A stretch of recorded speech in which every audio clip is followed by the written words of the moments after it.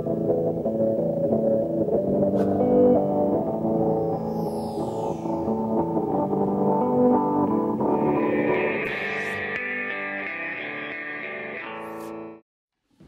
is 6 p.m. June 1st, 2015. I'd like to start the Newfane Selectboard meeting. Welcome everybody here, BCTV, all around. First order of business is the minutes of May 4th, which we still don't have a quorum. We'll do that next meeting unless somebody wants to do something different. The other set of minutes to be approved is May 18th. Have people had a chance to read that? If so, would entertain a motion. Make a motion to accept them. I second it. Motion's been made and seconded to approve the May 18th minutes of 2015. Any discussion? Hearing none, all those in favor say aye. Aye. Opposed or abstaining? Just a point of information, Mike, were you here for those? Mike wasn't here. For I the read the 18th. minutes. He doesn't need to have been present to approve the minutes. That's a new thought to me. Oh, they asked if everybody read them. I said, yeah, I read them, so I approved them. We still have a quorum. No, I do understand that. Yeah. I'm puzzled at that. I had to research it at the end of last board with the new board, and I learned that you really don't need to have been present as long as you agree with the minutes. And you agree that they're okay. Next order of business is treasurer report. Discussion and questions with the treasurer. Okay, well, I'm here at request of the select board, but before we start, I do also need approval of the select board, a vote on, I'm going to start tax sales, and I just need your, a vote. I went to a seminar, and the select board needs to approve that I hire an attorney, but the seminar also says you shouldn't do tax sales without one. So, but they said it'd be better if the, comes to a vote to the board to approve, and I would like to use the same attorney I used last year, Alexander Shriver of Potter Stewart Law Offices in Brattleboro. Anybody want to make that a motion?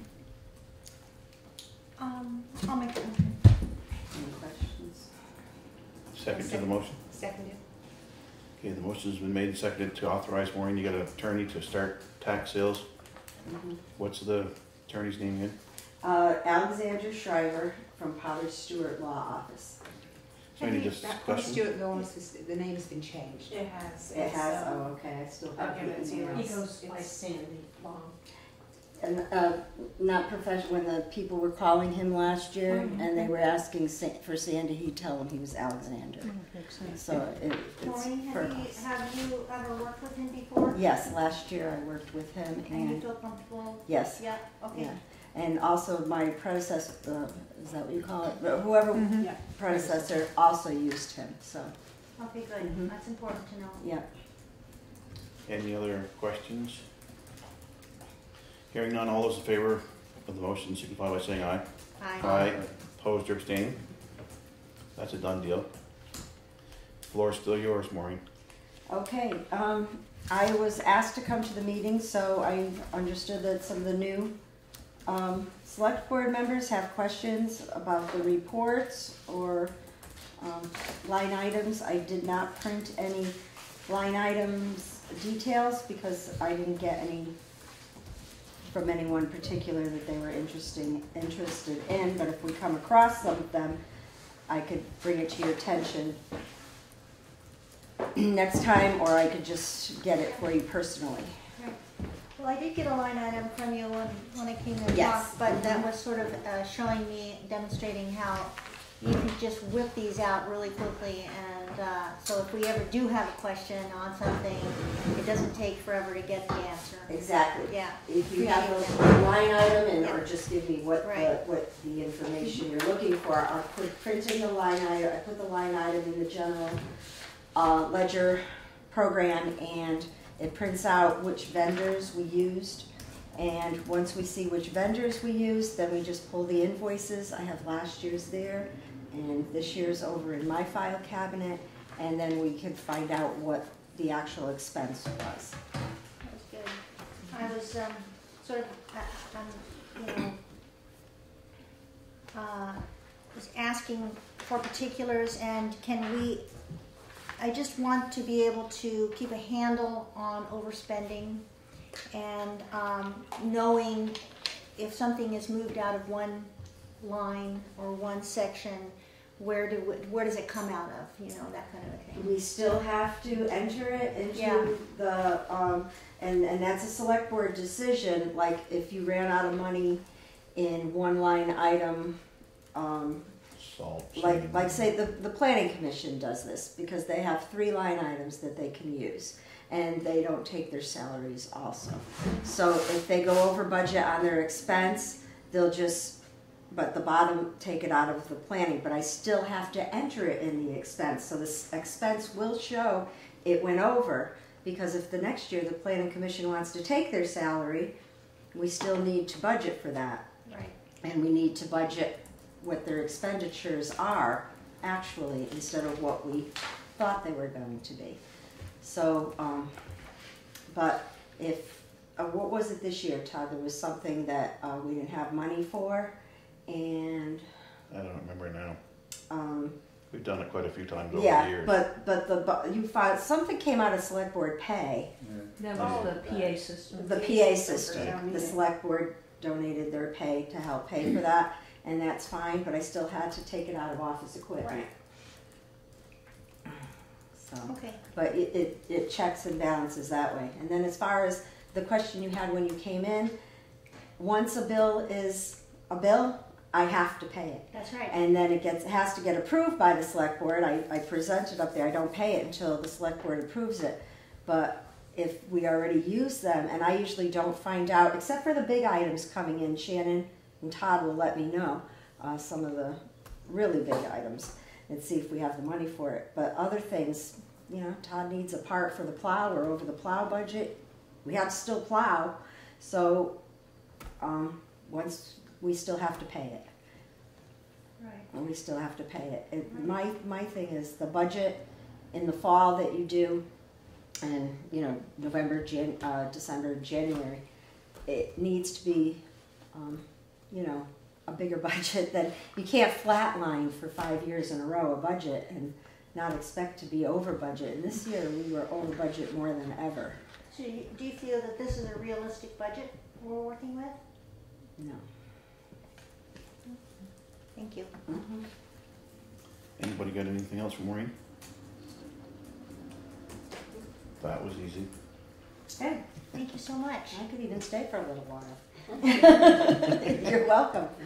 You like the entertainment? Yeah. See how quick these meetings go now. I know. Road foreman, road commissioners report. I had one of those I'm gonna somewhere. give you a ride home. I had one of those somewhere. Nice. Sure, thanks.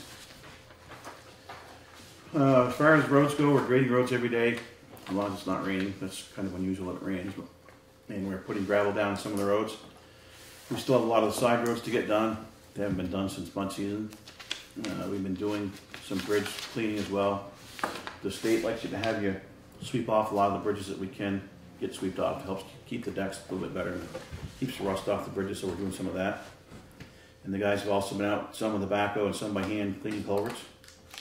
Most of the roads are in pretty good shape right now. We do have, more to do, but we're gaining on it a little bit. As far as the equipment repairs go, the 2011 F350 pickup went to Durand Ford and had 2 front axle joints put in. They covered it under warranty. It was a $100 deductible, but it saved quite a bit of money for us. The 2013 Mack has got to go to State Line for a broken rear spring. Otherwise, the equipment's running pretty good at this time. Mowing bids are out, and we'll be opening mowing bids at next meeting, thanks to Shannon. Steepway, I have met with a contractor and went over the repairs that need to be done to that road. He says he'll make sure he gets it done and do it right when he's finished. That's when they put the cell tower up there this winter, they destroyed the road doing it. So they're up there trying to get the road back in shape again. The Arch Bridge closure. V-Trans is planning on closing the Arch Bridge now. It's changed again since I typed this up. I believe he said it was going to be the 19th now. It's after school gets out. I'll get you the definite date. I'll get it, Shannon. But anyways, it'd be closed for up to 10 days from 7 in the morning till 5 in the afternoon, daily. They're doing bore samples to try to get a grasp on preliminary work on the new bridge. He thinks that he found us a lighted signboard that we can use on Route 30 to warn people that Depot Road will be closed to all through traffic, which will help us quite a bit. So that should be coming up. Again, I think it's the 19th. He said he was going to close it, but I'll get it to Shannon and let you know. As far as the loaders go, remember we opened bids for loaders, but we wanted to try them out first. We tried out 2 of the different loaders, the John Deere and the Caterpillar. Nortrax, which is a John Deere dealer, brought a John Deere down to the garage. And the guys tried it out for a week, and then we went and tried out a Cat loader in Hopkinton, New Hampshire. Both loaders are nice machines. The crew liked the Cat better though. It had better visibility when loading. The resale on a Cat is better than the John Deere, and the service has been far better from Cat. We've had a lot of issues with our grader, which is the John Deere skipping. It still isn't really fixed. Town has spent a lot of money. Maureen can tell you, she could look it up at some point, but it's spent a lot of money on that grader over the years trying to get this problem straightened out, and they never have really straightened it out. And to me, service is a big thing for the town, especially if we're broke down in the middle of a storm or mud or flood or something like that. We kind of need to get it fixed. The guys, Mike spent some time and wrote down some of the things he liked about the Cat, and of course I can't find that either. It's in here somewhere. Here it is. He put down what he liked about the Cat and what he liked about the John Deere. The Caterpillar's got that what they call a new Tier 4 engine in it. It uses what they call diff fluid to it burns clean. Actually, the air coming out of the exhaust is supposed to be cleaner than the air we breathe when it gets done. Gives it more power. It's much better on fuel. There's quite a few transmission options on the Cat versus the John Deere. It can either put it in a regular transmission mode, or you can put it into hydrostatic mode where if you let off on it, it'll slow down by itself and you don't have to use the brakes constantly on it. It's much better visibility all the way around the bucket, which is pretty important when they're loading the trucks. The switches in the cabs can be better quality, easier serviceability, familiar setup to the current loader, less getting used to the controls, excellent record of service for repairs at the garage. And it's got a backup camera on it. It's got power mirrors on the outside with heated mirrors. The John Deere likes is comfortable, good power, pushes well, quiet, differential lock, goes down the road nice, easy serviceability. Radiator easy to clean out, digs nice and smooth hydraulics. So, but we were talking about the garage. The biggest problem that I have with it, like I said again with the John Deere, is their service hasn't been very good. So I personally would like to see the town go with the Caterpillar, and if we went with the Caterpillar, where is the paper for it? If we went with a 7-year lease, it'd be $16,027 a year. Again, that's a 7-year lease. That's at 2% interest. John Deere is at 2.5% interest. I don't know what your pleasure is. I don't know. Mike, you know quite a bit about the machines. I don't know. What's the John Deere payment? What are you seeing? Find it. What was the lease of John Deere? Just speak louder, you know, there.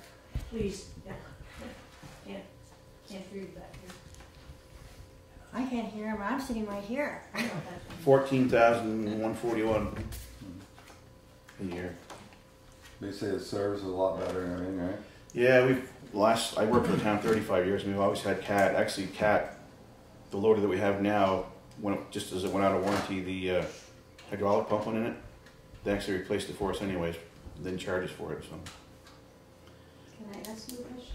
How many years again did you say was for the Cat? The 16,000 for 7 years. 7 years? Yeah. Thank I mean, you could go out 10 years, and that's $11,548. And was it also 7 years for the Deere? Yep. Okay, thank you.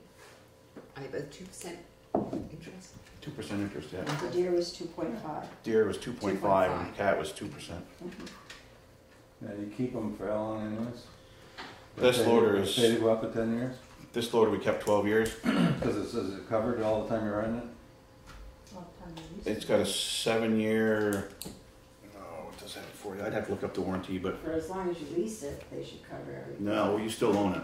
You I mean, still we, own it? last payment, you make, you own it. Yeah, it's- after the 7 years. Yeah, But what would happen if you took it up with a 10-year deal? it's 7 years, 4,000 hour bumper to bumper service on it. So if we went farther than that, it'd be off warranty. The thing I like about the 7-year, because it's in the salt so much, get a lot better trade-in for it. At the end of 7 years, plus the town knows it's 7 years, they can trade it in for another one. But it's up to you guys. I'd How make a often has that motion to happened? go with the Caterpillar. How often has that happened that they've traded in? That's the- Did we trade it in earlier? In the past, yeah. We haven't. It's always been in capital for 12 years, yeah? I think the loader's 12 years normally. So you've kept them until they died then? What's rather that? than- So you've kept these until they died, Well, it hasn't died, but they've got a lot more hours on them. but you haven't ever traded it in? No. No. Well, we trade them in like every 12 years. But like the problem we've been having with it is the last 2 loaders at the end of 12 years, they're pretty rusty because they load so much salt in the winter. Did it at 7 years, your trading's gonna be your trading value's gonna be a lot better. Is there an extended warranty once you do own it after we've paid it off? No. No. Okay. And another thing is that the expense they said in the last 2 years on it has been very high. We could almost pay the loan. Yeah. We're talking Yeah. about maintenance and repair. Maintenance, yeah, wear and tear, you know, things that need to get fixed. Right. And we figured too, budget purposes too, right, Todd, when we did the budget, Right, it was gonna be cheaper to rent than it was to try to come up with the money and then right. instead of just buying it out, getting the loaner, and this was the cheapest way to go. That's Right. why it made the insurance a little bit more affordable while we did things too. So. We budgeted 20,000 in the budget So is for a the, year, but it's that we can do it for 16. so is the insurance less on a lease? No, I don't think so. Because you're basically, you're leasing it, but you're gonna own it at the end. So I guess you actually own it anyways. Kind of, I don't know how that works, but we would insure it the way we insure all loaders. The town carries the insurance on it, so. Said I'd make a motion to go with the Caterpillar. Motion's been made to go with the Caterpillars, or second? I'll second it. Motion's been made and seconded to go with the Caterpillars, is there any other discussion? Do you wanna just read the amounts so that they're in the Yeah. motion? It's for the 7-year lease. Wait a minute, let me make sure I got the right one here. 7-year lease is $16,785. I'll just circle that one. Thank you. And the warranty, And that's the one we're going for, isn't it, the 7-year? yep, Yeah. yep, And it's at 2% interest. right. At least that's what it was when he bid it. So I'm assuming it's still 2%. And does that give it, do we pay that monthly or all at one lump sum? Yearly, annually. Annually. He said I was gonna talk to you and figure out when the best time for them to make the first payment was. Definitely it'd have to be after the August 15th taxes. Well, I told him it'd probably be after August 15th, so. Yeah. Yeah, either Probably that think- or October. Other thing to do is have them come down here and talk to you and get it set up that way. Yeah. Yeah. But you said we did budget it for 20, Right, so it's in there, it'll be in there. so it's a little bit under what we So- budgeted for. Okay. That's good. Thank you. Any other discussion? Hearing none. All those in favor say aye. Aye. Opposed or abstaining? I'll abstain from the vote because you have enough here to do it anyway, so. Just a question, Todd, is you can't order it until after July 1st, right? Correct.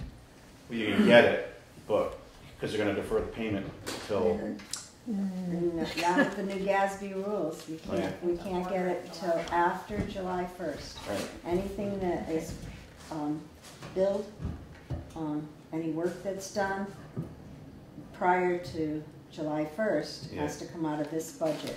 right. Anything That's you get, easy enough. it's, It's only a yeah, month, so. yeah, so that you'd have to let them know that we can't.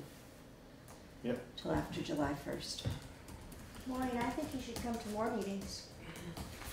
Well, at this How's the early, old I don't, I one? can, What's that? you How's the know, old not one? every meeting, but I Good. can because it's a good Nothing's time gonna for me happen now. between Mondays, us. Well, Thursday nights do Not that I, not work. no, I don't think so. Monday nights. I can work ask a him lot if he can better. give us a loan or something, just to see.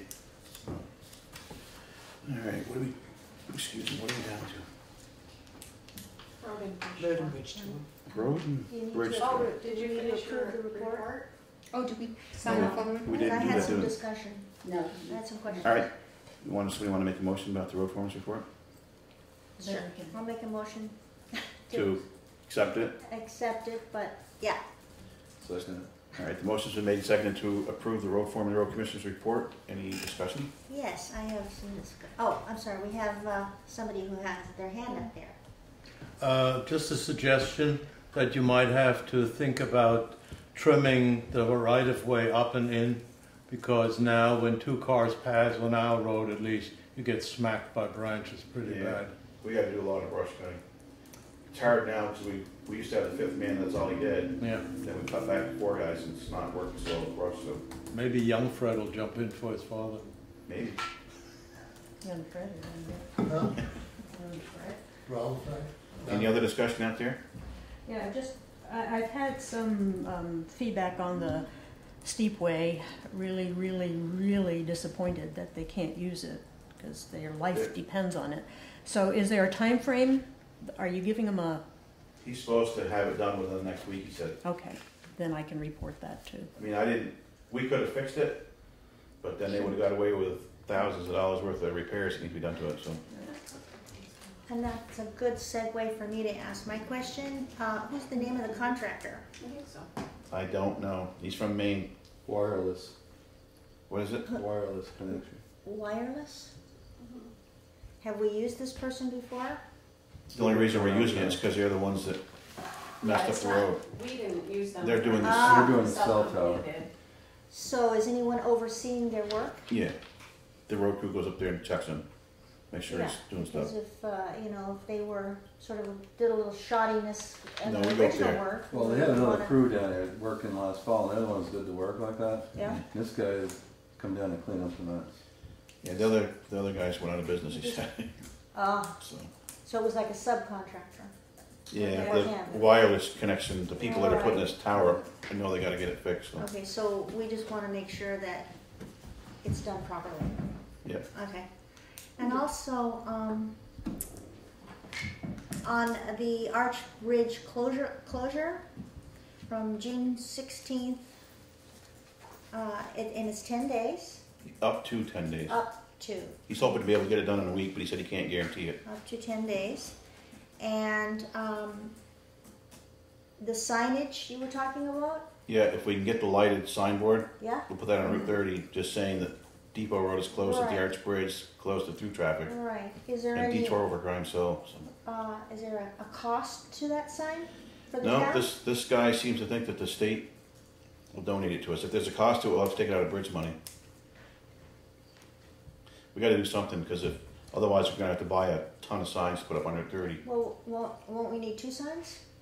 One for Grimes Hill I and one think for the one, Depot? I think the one on Grimes Hill is gonna be pretty easy, as far as coming out of Williamsville, you mean? Yeah. I think just the detour Yeah. sign there, going that way, will Well, I'm take care of actually it. thinking too, on Route 30, there are people who live up here that are going to go down there and then will visit, go up Sunset Lake Road or whatever. and Right. Shouldn't there be a sign there as well? I- On Route 30? That's where the lighted sign's gonna be. Okay, That's how gonna about Depot Road? be- Well, it'll be right at the intersection of Depot and Route 30. Oh, you can still go up Sunset Lake Road, you just can't Right. go across the bridge. That's right. Right. Yeah, it needs to be signed, otherwise it won't know. Right. Okay. And we'll be sure to let everybody know, well in advance. Yeah, I'll have Shannon. The town. Shannon and I will work on it, putting it in the papers and the radio stations. Okay. Thank you. He's supposed to call me back and give me a definite date, but that's, like I said, I can't remember exactly what it is now, because he moved it on me again this afternoon, so. They're trying to wait for school to get over so it doesn't screw up the buses. That's a good idea. Any other comments on the road foreman's road commissioner's report?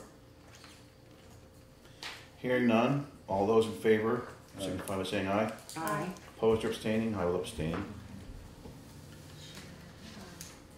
Alright, road and bridge tour. I wish Marion was here, 'cause I actually talked to her this afternoon and just asked her if there were days that didn't work. She said, I think she said the third Thursdays of the month are the only time that really don't work for her. I'm sorry, Shannon, I can't hear you. The third Thursday of each month would not work for her, but any other time, she said she's available. Thursdays won't work for me, but that's okay. Don't have to. I'm there 6:30 to 3, so it doesn't matter. You guys let me know. Should we come up with a date, or should we ask Marion Yeah, once? she said go ahead and come up with a date. Oh, that's good. It'll have to be warned as a select board meeting if 3 of us go, so Mm-hmm. I might be able to get a little bus. Get all right. I think we should ride in one of the trucks. Okay, In the back. I can do that too. Mike's gonna give us a tour, so. Yeah. Give me a tour. Mondays and Tuesdays are really great for me. Anytime. Anytime, that's good. Do you How have a about- calendar? How right about you there? guys? I can get away with Calendars. this. Got one right here. Yeah, you've got the big one over there, Todd, that you can see. I'm sorry? What, pick out a Monday or Tuesday that you're thinking of in June. In June? How about the 15th? That sounds, no, we're meeting that night though. Yeah. That's okay, then it'll be fresh in your mind when we have the road foreman's report. All right, that sounds good. Is that good for everybody? Yeah, because we're kind of, What time do you wanna leave here?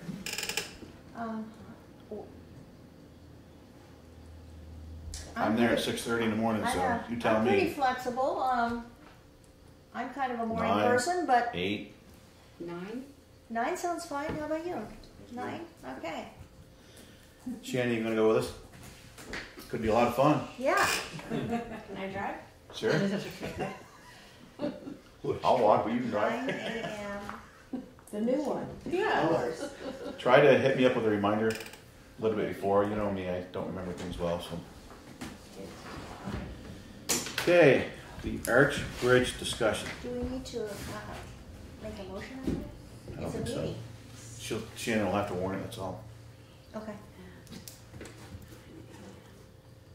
Anybody want to discuss the Arch Bridge? Oh, yeah.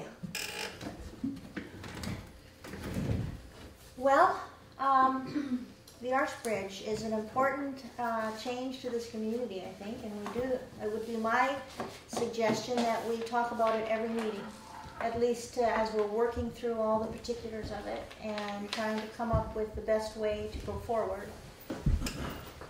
What does everyone say? I have something to say. Okay. Sorry about this, folks. But You have to speak loud, I can. I will. Tonight I'm resigning my seat as a Newfane Selectboard member in accordance with the VLCT Selectboard Handbook, page 15. I know people will wonder why I would run for office, study local government, attend courses designed to inform Selectboard members of the laws and principles of local government, spend hours in meetings, and dedicate so much time to be a good Selectboard member only to resign. And they deserve an answer. Frankly, I do not appreciate many cultural norms of this board. In literature, a story begins with an inciting incident, something that evokes action. In my case, the inciting incident has to do with the reaction I got from researching facts about the bridge proposal. Even though I was acting as an individual and not as an official board member, I was lectured on this as if I had broken rules. Personally, I think it was not my actions that were at issue, but the information I was finding out that was inconsistent with the tendency of other members to want to push for a 2-lane bridge. In becoming an American citizen, I had to study the US Constitution, pass tests on it, study American history and the founding principles of this country, and pass tests on those subjects. Freedom of speech, of thought, freedom of the individual is one of the most powerful governing principles of our country, and I hold these principles as sacrosanct. I studied the Selectboard Handbook before I chose to run, and I have referred to it often to better understand the rules that are set forth. There is nothing that I have done that is inconsistent with those rules, but that's not really the point. People can have differences of opinion. That is good and healthy. There is something other than a true respect for differences of opinion on this board. I'm supposed to be open to others' ideas, and that I am, but others do not reciprocate. My oath of office is this. I solemnly swear that I will faithfully execute the office of select person to the best of my judgment and abilities according to the law. So help me God. End of quote. As part of fulfilling that oath, I was doing research to be better informed, and this is a right granted by the US Constitution. And instead of respect or appreciation from doing the research, I was chastised and told to stop. I was referred to the Select Board Handbook that tells us we cannot represent the board as individuals. I did not do this. When I tried to explain that fact, I was referred to the same section again. Understand, it's not because I was admonished that I'm resigning. It's because I feel I have little to give this board. I've worked in many professional organisations, both as a member and as a leader, and there is a sense one gets of what is fair and what is not. People will always play fairly in a fair game. But in an unfair game, they cannot, because if they do, they will be marginalised. I've already felt marginalised during these meetings, and I can see I can have no effective role in these proceedings. There's no point in me banging my head against a wall for the rest of the term. At this point, I feel I have nothing to contribute to this board, even while I love the town and its people. I knew it was time to resign when I could no longer suggest to other Newfane citizens that they should consider serving on the select board. I also knew from the burst of creative energy I had when I decided to resign. I hope this will be a wake-up call for the board. I hope the real issues that the town faces are dealt with fairly and with an informed public and a board who will take into consideration their concerns and opinions. I hope that Newfane is understood to be the villages of Newfane, Williamsville, and South Newfane. Amen. Because I'm not continuing to serve on the board, I will reimburse the fees that this board has paid for my trainings that I've attended.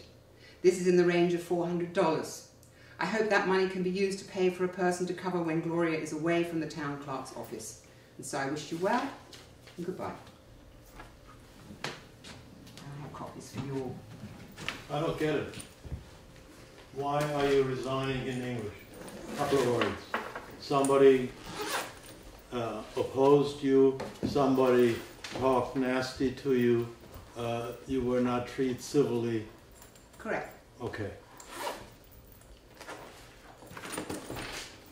Well, I have to say I'm heartbroken. Yeah, I didn't expect to see her at all. Well, I'm totally heartbroken, and You know, that's how it is. I really needed you to be part of this board. And I'm just stunned, and my heart is broken. Yeah, I mean, I think most of that was just pointed at me, and that's not at all what I wanted. I was, the email that I put out was just try to protect us all, that's all. Certainly didn't mean anything by it at all. I thought you were a very good member, and I wish you would stay on. Do you have any forgiveness at The all? meetings you had here, where I was, I did not see you being abused, or whatever you choose to. Well, You- it's not, you know, There I must- said my there- piece, and There are, that's about it. there are 1,500 people in town. Somebody's I know bound that. to get you PO'd. I'm sorry, but I have said what I had to say. Again, I'm very sorry to hear that. So sorry. I wish you I'm well. heartbroken. I really wish you well. Thank you. Thank you for serving. Oh, okay. I was going to say, you're going to take my hat. Don't be taking my hat. No, that was not at Well, all. I think we should be transparent and maybe talk about how, I think this stems from email conversations between us on the board, and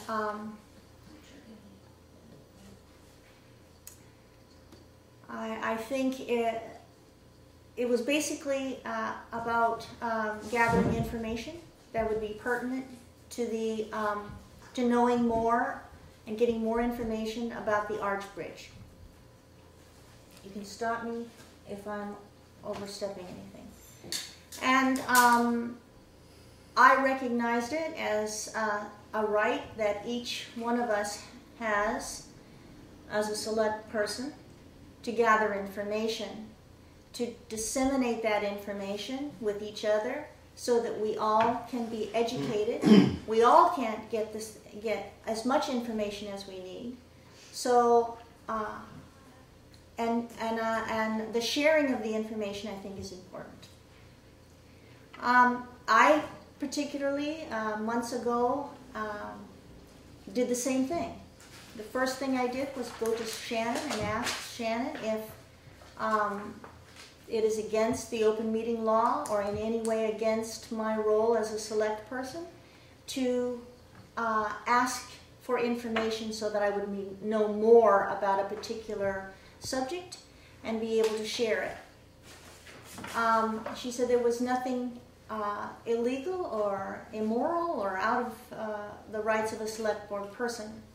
And I did call and receive information from VCLT attorney about the open meeting laws.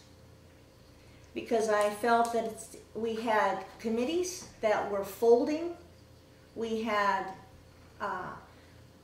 brilliantly talented people who live in our town who were refusing to serve on, to volunteer and serve on appointed positions that would be helpful to us because of their fear about the new 2014 revisions of the open meeting law. So I felt it would be important to share that information with everyone in our town so that the fear would subside and we could get on serving the town to the best of our ability and actually have people say, oh, well, that's not so bad. I can serve. And I brought that information to the board. I was not chastised. I did not get anybody saying, oh, that's terrible of you. But, so I just want to let you know that I think that covers what has happened here. And again, I'm stunned and I'm heartbroken, but we'll have to do the best we can, and I hope that we have your support, Rosalind, and I hope as a citizen you will consider serving the town in some other way. Perhaps we're out there meeting appointees. You're a brilliantly talented woman, and we need to have you help us to do the best we can to serve the citizens of this town. I think I've done. Yeah. No, I thought it was doing a pretty good job. We made the remark. I think one night maybe Rosalind wasn't at the meeting, but I had done one of you three ladies.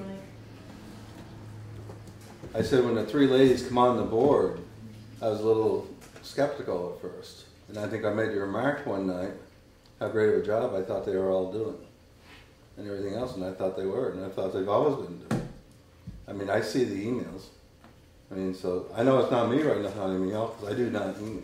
I receive them, I read them, but I don't send nothing back. I mean, I'm not good with computers. I don't fool with that stuff. And I think that's some of the problem nowadays with a lot of things. There's too many things go across in emails. People take it the wrong way or whatever. If I got anything to say, I'll call you on the damn phone and I'll tell you with just my mind. We might get into a little pissing match over it, but before we're all done, we're friends still. And yeah, it is disappointment to see you leave, Rosalind, because I thought you did a hell of a job. I thought so too. I'm very sorry to see that. Very sorry to see it. Well, I wish you would reconsider. And yes. I would love to have a conversation with you at some point because this is not at all what I wanted. I thought you were a really good member of this board. I still do. I wish you would reconsider, in all honesty. And in fact, going out and gathering information is an important part of good governance. And as long as we share that information with each other, we are doing our job and we're doing it well. You know, I remember something somebody you might know, Winston Churchill, said. It's probably not a strict quote, but paraphrase is that democracy is the worst form of government, except for all the others. Democracy is messy. People, committees, they bicker, but it is the best form of government. And so I'm sorry for that. Nothing to that. I guess, sitting here, I've been to maybe 2 or 3 select board meetings. So am I right in assuming that this admonishment that you received did not occur at a public, and was it a scheduled No. select board meeting? No. It wasn't a warned select board meeting? No. And was there a majority of select board people there who, No. You probably was want to this ask- just from emails? Yeah. So those are public documents so that the rest of us could find out what the tone of the email might have been. I don't know. I can tell you. Rosalind did a lot of research, a tremendous amount of research. And while she was doing the research, she was checking everything out to make sure it was within the rules of the select board. And within that context, she called, is it her name? What is it? Jennifer, who did the presentation, who, by the way, that night invited everybody in the town to call her if they had any questions. So, so as she was doing that kind of research and she was looking into the laws and she was studying, she was going online and she was looking at traffic counts and she was looking at how many accidents have happened on that bridge and trying to really do due diligence in sorting out this issue. And then, by the way, having done that, she basically shared that information with every individual on the board. Here's what I found, here's what I'm doing, by email, which was the earliest she could have, done that. And as soon as she knew something, she'd send it off. And then she gets these warnings about how she, as an individual, cannot represent the select board, which she wasn't doing in the first place. And I was never asked. But as I read the tonality of that, she showed it to me, and as I read the tonality of that email, it sounded, number one, it sounded admonishingly. It was an admonishment. It wasn't, gee, thanks a lot for doing this thing. Just be careful that we're not. It was, you have to read section such and such, and you have no right to represent the select board. And by the way, it's going to cost money, and how dare you, and this has got to stop. Yeah, and by the way, it didn't cost anything either. And I asked actually whether it would cost money. No, Rosalind has been. Personally, I have never seen her do anything slipshod. I mean, she does everything 100%. Even before she came on the select board, she came to meetings. She watched every meeting she could watch. The tonality in those meetings, by the way, Gloria, when you were on the board, was often offensive, often to you, by the way. There was no civil, it was just unbelievable. Some woman came up and gave a report and didn't do it the way the select board wanted, and she got criticized. And so, we really hoped that with this election, there would be a new, kind of civility on the select board. Sometimes patterns don't change. They're not quite as bad as they were, but that,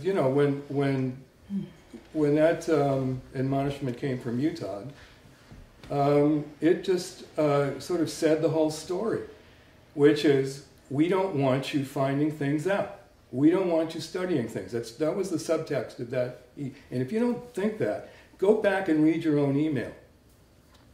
I read it, and I know exactly what you were saying.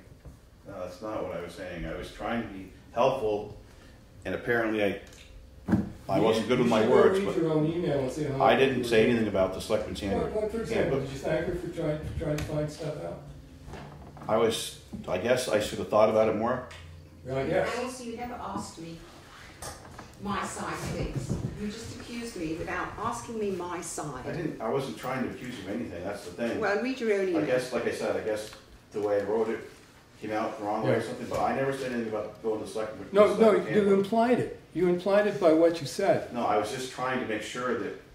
This has got to stop, you were saying. Is this executive session stuff, or is this, No. No. Public, This the is public public. should be subject to listening to all of this? Gardner, I think it's, This is one of the public. things that I Very want healthy. to have on a board is transparency.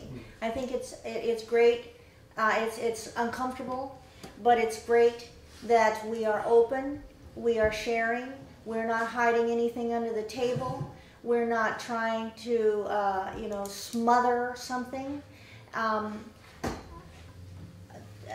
So I think in that respect, it's like airing your laundry. But I don't think the laundry was all that dirty, but I can see how Rosalind would feel that way. And you did get my emails back and supporting you. Yeah. But the thing of it is, your emails yes. supporting up the kazoo. Yeah. Your emails were saying, "Go girl, Yeah. thank you so much." Thank you for You know, the it's yeah. like great. But I have to also say that to my select board member that I would probably have gone to him and say what? I would have probably had figured that out with him, and we would have talked back and forth and maybe figured that out. But Rosalind did send back, though, an email explaining exactly the points that she's made tonight, including Right. the freedom of Nobody the came back and individual, the said, "Oh, we're Constitution. sorry, we didn't realise," or anything. Right. Nothing came back to me, Yeah. except I had more emails coming my way saying, "You've got to look at this at the manual and this page and Well, that that page." one was not. No, No, that wasn't Todd. That was not from But Todd. it still But was the same yeah. Well, collective patterning the- tone. right. Well, we probably need to move on and say that we're really sorry that this has happened. And I don't think, to be honest with you, I don't think any of us had any meanness toward you at all. I think we're just all trying to do a job, and some of us don't do it as well as we should. Just to say, I don't, if I may, I don't think Rosalind took it personally in terms of her. I think she took it as the impossibility of doing the type of job she'd sworn to. Right. And I think it really is should be a wake-up call for the select board in terms of knowing that, in fact, I think you may even have experienced this, that you did some research Yeah, I did. and opinions for people in Newfane. Right. And in the same email from you, Todd, there was some implied criticism Right. of that as well. And God, if we can't ask citizens what they think, I mean, what are we doing here? Right, but I think the way I interpreted it was that I just need to carry on with what I feel is important and share it and not back down. And basically, when we get to the point where we make decision making, it might get a little hairy in here, but you know what? We're going to make the right decision for the people of Newfane because they are our constituents, and we need to make sure that their voices are heard. But all of us are imperfect, and we do say things in maybe a rough tone or incorrectly, or we might step on somebody's, feelings of what they should be doing. But we're all human, and one of the things that we're going to do is work together. And we are going to have this be a successful board. And even if we stumble and fall and make mistakes, we're going to get up and we're going to hopefully forgive each other and move on. And I sure wish, Rosalind, you were by our side because I was hoping, I value you. We all value you. But we may say things that sound pretty awful. And that's when you call us out. And you did definitely, but I'm heartbroken. And if you can't serve on the board, I certainly hope that you serve on the town in some other capacity.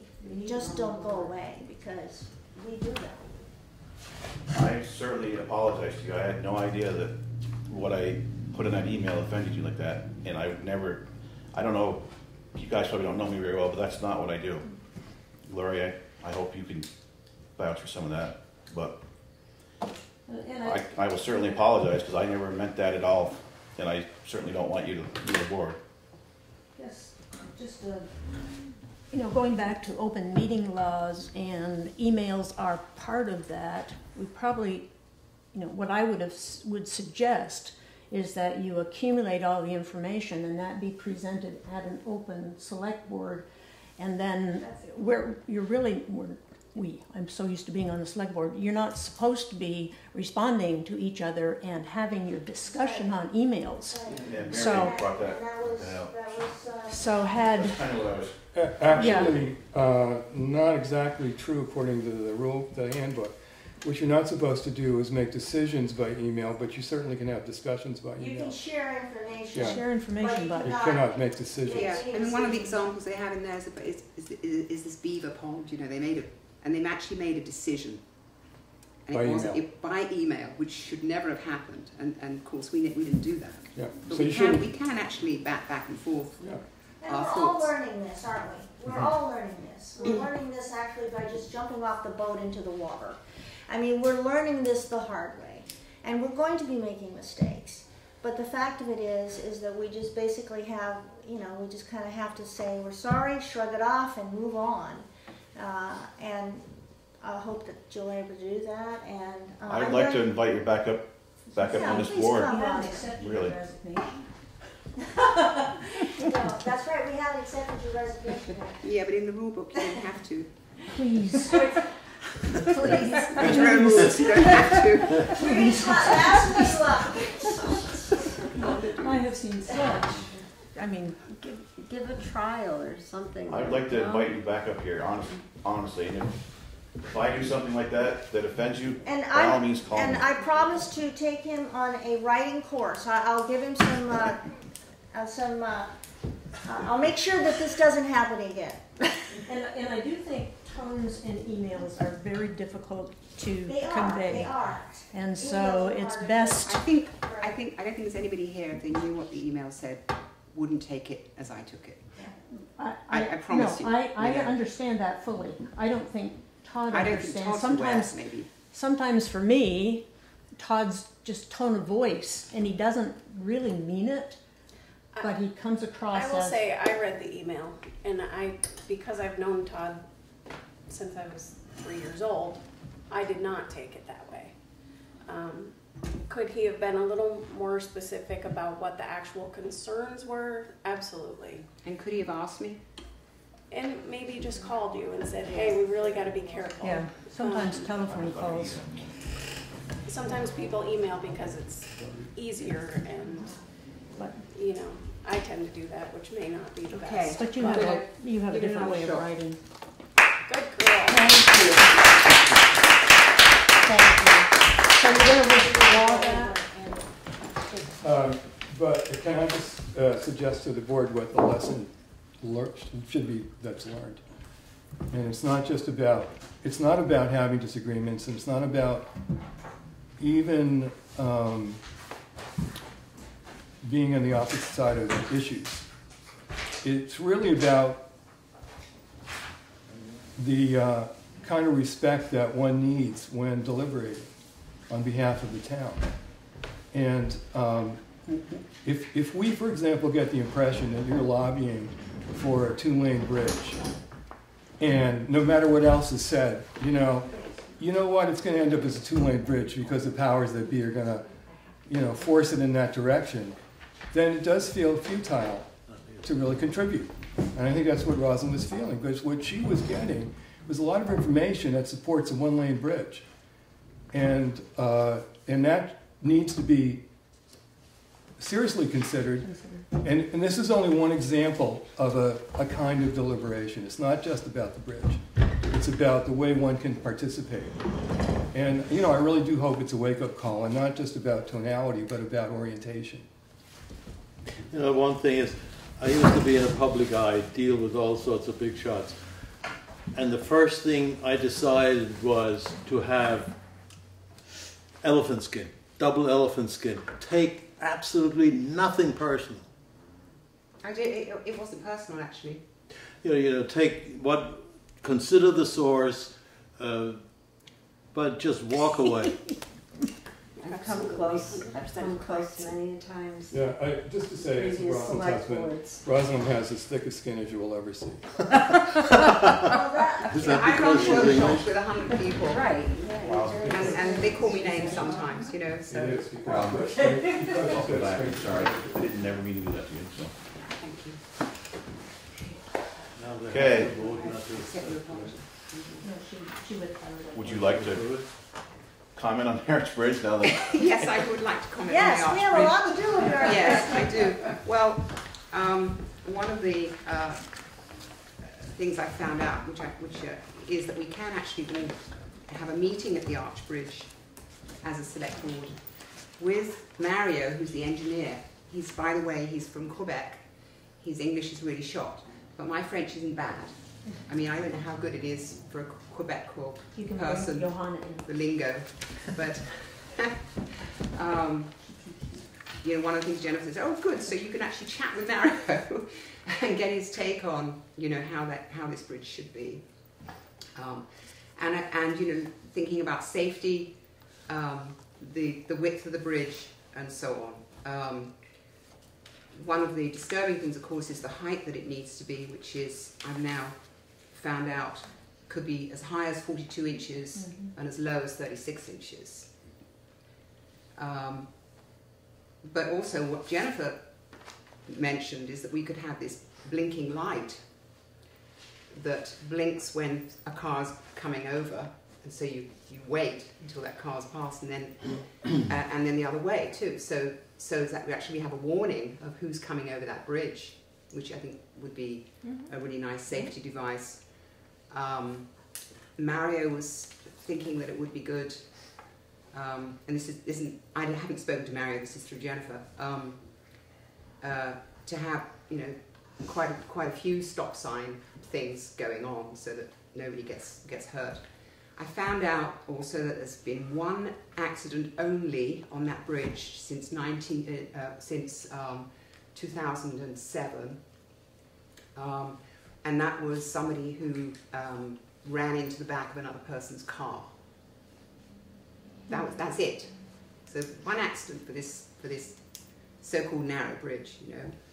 I mean, I don't know all the ins and outs. I would love to go to the bridge. I'd like to discover, you know, if we could kind of do a simulation of how high those railings are going to be, and maybe, you know, actually visually be able to see, well, that's not okay because we can't see anything, or that's okay, we can still see something, you know. I didn't get that from the assimilation on the at the presentation, on the computer assimilation.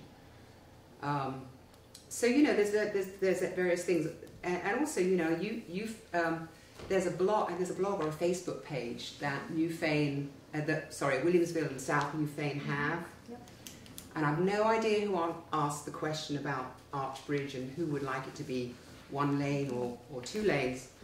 They got in response of 16 people out of 17 or 15 out of 16, I'm not sure, saying that they wanted a 1-lane bridge. Now I know it's a federal bridge. It's a federal bridge, isn't it? It's not a state bridge, as it were. The information I got prior to all of this, which really blew my mind, was that unless we go with a 2-lane bridge, we're going to lose our advantage of having a 5%, a 50% reduction. Which I thought, what? You know, that couldn't possibly be true. And that's what triggered me wanting to find out, because, you know, that looked kind of like blackmail, you know, in a way. So when I called Jennifer, I said, is this so? She said, absolutely not. It's your decision, and you still get the 50%.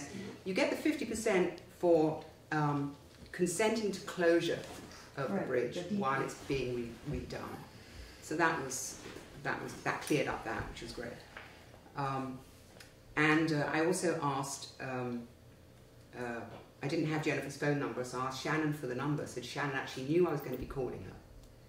And I also asked Shannon, is that okay? And she said yes. So the thing is, nobody asked me any of that, and that's why, you know, I was pretty upset. Like, it's the first thing I've kind of delved into in a very, very thorough way, and then I get clobbered, you know. So it really brought into question, you know, why would I want to be here? So that's my piece. So I've also gotten lots of calls, lots and lots. And I'll just add that I spoke with Jennifer at length. She did suggest a meeting. She asked if the board would come up with 3 separate dates for a meeting. A meeting at the bridge? At the bridge.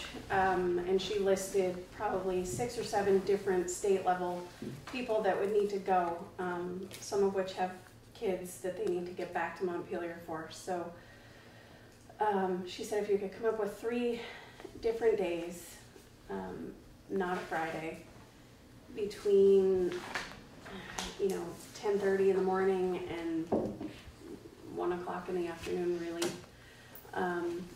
So if you can coordinate, come up with 3 different dates, then she'll work on getting one that works for everyone. The other thing I found out, which just prompted me about that, was that they don't start designing this bridge until the end of September. Yeah. It's actually the end of September. She would love to have an answer by the end of August. Yeah. So it's not like, oh, we're scrambling against time. We're up against time. We're not. We've got this little window where we can actually have this meeting and go and see the bridge and just thrash it out, you know, in a really good way. Yeah.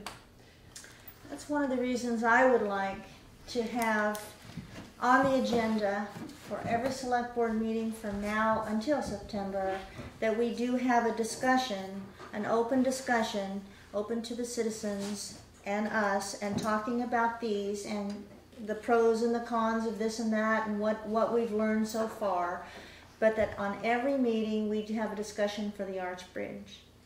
The other thing that I would like, and I don't know if this takes a select board vote or anything, but VTrans gave us some really nice online information, everything from video presentations to our last meeting with them where they took little they took information from us and they compiled it all together, and this is available for everyone. And I would like to have, these are the projects, and they have four of these. One of them is really, to me, not that pertinent, but the ones that I would like to have on our website, so they post on the website, so anybody that goes to the website can click it on and then sit there and hear what they have to say, or see the video of the little cars going over the bridge. I would like to put that on the website. And so I'd like the fact sheet, the Newfane presentation, and the scoping report to all be put on our town official website. That's just a small thing, but it might be a big thing to people who are going to be attending meetings and asking us questions. Who does that?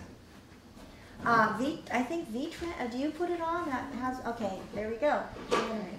The other thing I found out was just the matter of thing. I didn't know what the cost was going to be for a single lane bridge as opposed to a 2-lane bridge, and the difference is $106,000. This is our cost for a single lane bridge, and $120,000 for a 2-lane bridge.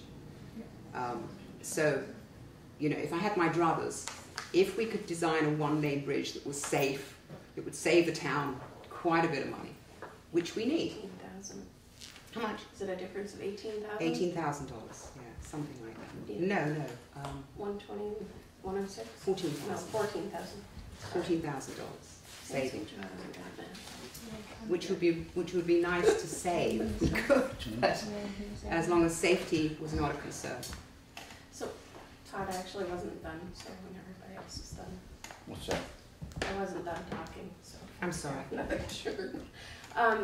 In talking to her, I was asking her about the difference in percentages, and her and I talked, and what she is gonna try to find out is if the bridge is not built to our road and bridge specifications, and we did have another flood, that's where you may lose percentages of money. If the bridge was damaged, they may not give you the same grants. Or if we ever had to have a structures grant, we may lose a small percentage. So she really couldn't answer that question on the phone, so she's gonna research it. Yeah, that would be It's not necessarily that we're gonna pay a bigger percentage for the project, but we may lose grant funding in the future, which. I think it's a very essential thing to find out. Yeah, she was stumped by the question, so she was gonna really look into that. Have you come across that before then? What prompted the question? Yes, because during Irene, any roads that were not up to standard were held to a different level of funding. See, every year, the select board has to sign off on roads and bridge standards.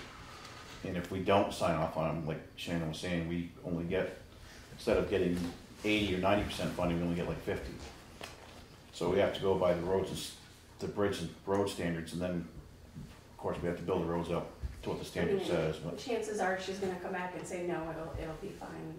She did say that we'll have to file. I forget what she called it, but it's an exception that we're not building it up to standard, and that we have to explain why. Standard of what they would want to see nowadays. The legal standards that, and there's a document that you sign every year that shows what specifications you will build roads and bridges to. And so we'll have to file an exception telling them why we chose not to build it to specifications. I don't understand why it wouldn't be built to specifications, simply being a one lane shorter, one lane narrower. It's just not, because one lane bridges aren't, normal, I guess. Which isn't, it's not a hard thing to file, but it will have to be. Well, that could also be, there's a lot of other things that have to be approved too. There's a list of things that have to be approved and negotiated and sold and asked, the electric company if they move their pole. There's a whole list of things that so would not be it's not going to be easy no matter what. No. My main concern in this whole learning process and decision-making process is what the townspeople think. When I decided to run for select board, one of my main objectives is that I wanted, besides getting along, one of the main was that I wanted to make sure that democracy was going on here at this table, and that we represent the citizens of this town, all the citizens way out, all the way up to the Marlborough border, and all the way, getting close to south of Wordsboro. We represent everyone, and I want to know what their view is, what they want this bridge to be. If they want this bridge to be a 2-lane, so be it. If they want it to be a 1-lane, so be it. If they want to have a modification, so be it. But I want to know. So you're suggesting a referendum? I'm not sure. I think what I want to do is I want to get the word out, and I want to find and listen. Now, I was walking the streets on, last Saturday. Not really like that. I was walking the streets on Saturday for the for the open studio that was happening in Williamsville and South Newfane. And because I like what the artists do, and I wanted to see it, but I also wanted to talk to people who live there. And so I basically was just asking questions. Well, what do you think about this new bridge that we're going to have to be building, on the Arch Bridge? And I'm going to say 96% at least said they wanted a 1-lane that was safe and had rooms on the side for bicyclists and pedestrians, but they wanted to keep it historic, and they wanted to keep it like, so. But of course, they live in Williamsville and South Newfane. We also need to hear from everyone else. I really want us to work hard to get the word out that we are wanting your input, and do the best we can to educate, give them all the information we're getting, and then have a decision. Just for the purposes of today's meeting, I think it'd be great to put on record that with the difference between a 1-lane bridge and a 2-lane bridge is 8 feet. No, I'm sorry. Yes, 8 feet. Mm-hmm. But they can make that... The 1-lane bridge would be 18 feet, and the 2-lane bridge would be 26 feet. But they can actually even make it a 2-lane bridge and shrink shrink down the lanes. Yeah. And I mean, there's a lot of options. Exactly. I mean, so nothing is carved in stone here. Exactly, but that's what we've got prices of Right. right now. Those two. That's So what I would like to see myself. So what I'd like Sorry, to Tom, see. you'd like to see it shrunk down a little bit? Yeah. Yeah, it could still be a 2-lane bridge, but put Shrunk the down. pavement markings on it. Put your stop signs where they ought to be to slow traffic down. It just makes it easier for the fire trucks, our own town trucks. They've got those. They can get on and Side off bits. it. Plus your railing, if it's going to be 4 feet, it's going to be like that. A little car, I don't think you'll be able to see over it. But it's Well, all it's stuff gonna that I hope this meeting that we have on site will be a good meeting so we can go over some 3 of foot 6. It's 42 inches is the max. Yeah. Yeah. So Todd, will your plow go, you were telling me that you had to plow over the railing. Will it go over if it's higher? No. Well, all of these decisions and all of these options and everything, I would like to lay them out and get as much of the citizens' input as possible before any kinds of decisions are made. That's my thrust. That's my desire. And how to do that? I need input from the citizens. I was just going to say that given that you have, it sounds like an August deadline, you may have End of to... August. End of August, right. If you're going to seek input and make that obviously a part of the process, you probably have to get going because things seem to... Time goes away quickly, doesn't it? Gloria? Well, just a suggestion that when we realized as a select board that the public didn't know about the charter, for example, Shannon and I put together a postcard and we sent it to all of the voters of the town. That doesn't catch everybody, but it was a lot cheaper than trying to do the full postal patron thing. But that would, what did we have? Once we take a card and put husband and wife together, it really shrank down. And It was about, what, $130 or something like that? maybe just for but Roughly. I'd have to go back and check, Yeah, but I think that's a it was like possibility. $250, but You could actually do it with your tax bills. Then it would save. Yeah, but tax bills, I'm sorry, Only go to people who have tax bills aren't necessarily voters and don't necessarily live here. So, Oh, that's true. Yeah. but anyway, I think that could be That's an done. option, that's an idea. I think we Stuff should we gotta cover all talk about. bases. But before that postcard goes out, I think it's imperative that we offer education so that people are knowing what the options are and next- what the problems are with each option. No option is perfect, so that they need to have it broken down so they can make an educated decision themselves. I think the next step for us would be meeting over there with the state. If we can come up with a date, then we'll have a lot more. yeah, if you come up with Information. 3 dates, they'll pick one that works for the most Yeah. See people. if we can do that before the night's over. Well, the designer has to be there, and Mario has to be there, and Jeff.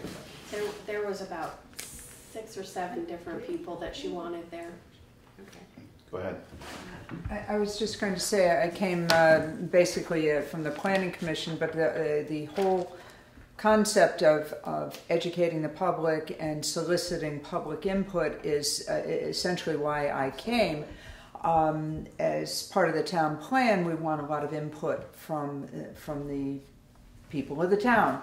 And it looks like there are so many issues that we need input or at least education to the people of the town, a dialogue with. And what I was going to suggest is a collection of email addresses, and I thought probably the easiest way to do it would be to put something in the tax bill that is mailed out to everybody and collect as many emails as possible and make a database. And then things like this can be sent out on a regular basis, whether it's a request for input, soliciting input from the residents of the town, or whether it's just disseminating information, whatever. But I truly believe that we need a better way of communicating amongst ourselves.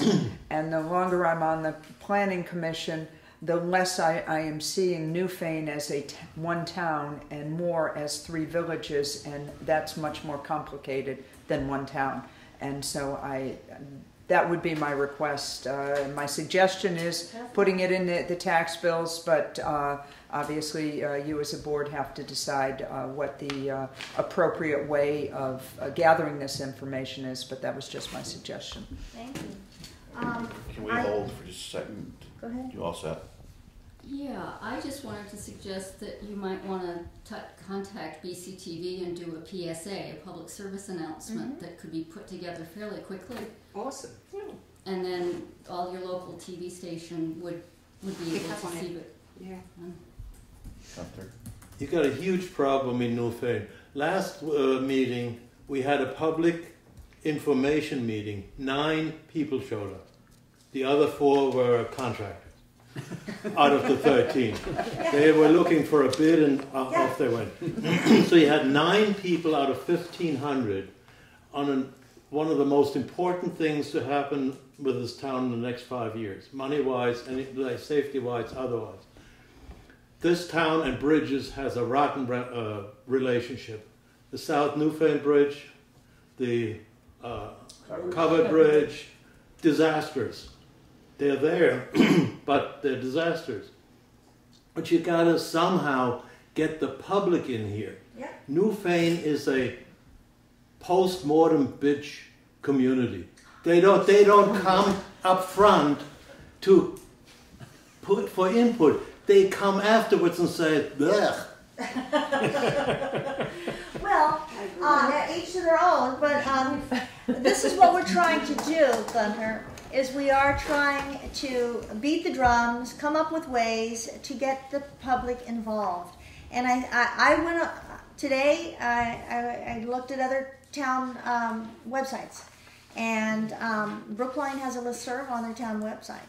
I don't know why we couldn't maybe have a listserv and call it, Arch Bridge, something or other really catchy, and get people interested to go to the website, because then maybe they might even see, oh, there's a select board meeting on that, maybe I'll go. But we just need to come up with all kinds of creative ideas, a PSA, a listserv, a postcard, a website, walking up and down the streets, meeting total strangers, and introducing myself and talking about the bridge. We just need to come up with a lot of ideas to get the word out. All right, Gloria, then we're going to move on. Just about the website is that if you go on, Bauman has made it so that you can put your email address there. And I have seen in the past, at least from town clerks' trainings, that maintaining an email list is very time consuming. So you're going to have somebody who does that, because I just simply have one for the attorneys, and I keep getting things back, and this one's off, and they change their email address, and it's a mess. So I think a listserv is great, but you're going to have somebody who can do that, and it doesn't come back on Bauman or Shannon or me. Right. Well, one of the things real quickly, I know we need to move on, but is have something like Friends of the Arch Bridge. And that would be basically on the website. And I don't know if Bauman can do this, but people who only want to know about the bridge, they don't want to know about all the other things on the website, would sign up just for the notifications when we put something on the Arch Bridge post. they would get that and only that. So that's there's all kinds of creative ways. Okay, moving right along. Okay, well, we'll be putting on the job, Shannon, put on the agenda for meetings. We'll meet it again tomorrow. I think that was a great discussion. Yes, We just- it was. Thank you so much. And if you just give me 3 dates before you leave tonight. And I'll be remember, happy. before we get done with correspondence, we'll give her 3 days to, we can possibly meet with them, so the sooner the better. All right, moving on, administrative assistance report. Oh, yes, that's me. On 279 Dover Road, the asbestos testing was done. It came back fine. There's no asbestos, so I will file my report with the state and then get the demolitions out to bid. Those are those 2 little sheds. Yeah, it'll be pretty simple, but the air quality test report I emailed, and then I put copies in your inboxes for your review. And the town office roof, which is also on the agenda later, but I requested bids from 3 separate companies.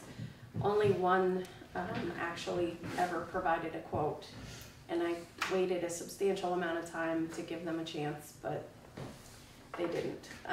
So the one quote that was received was from AT Good Band for $4,000, and my recommendation would be to award him the bid.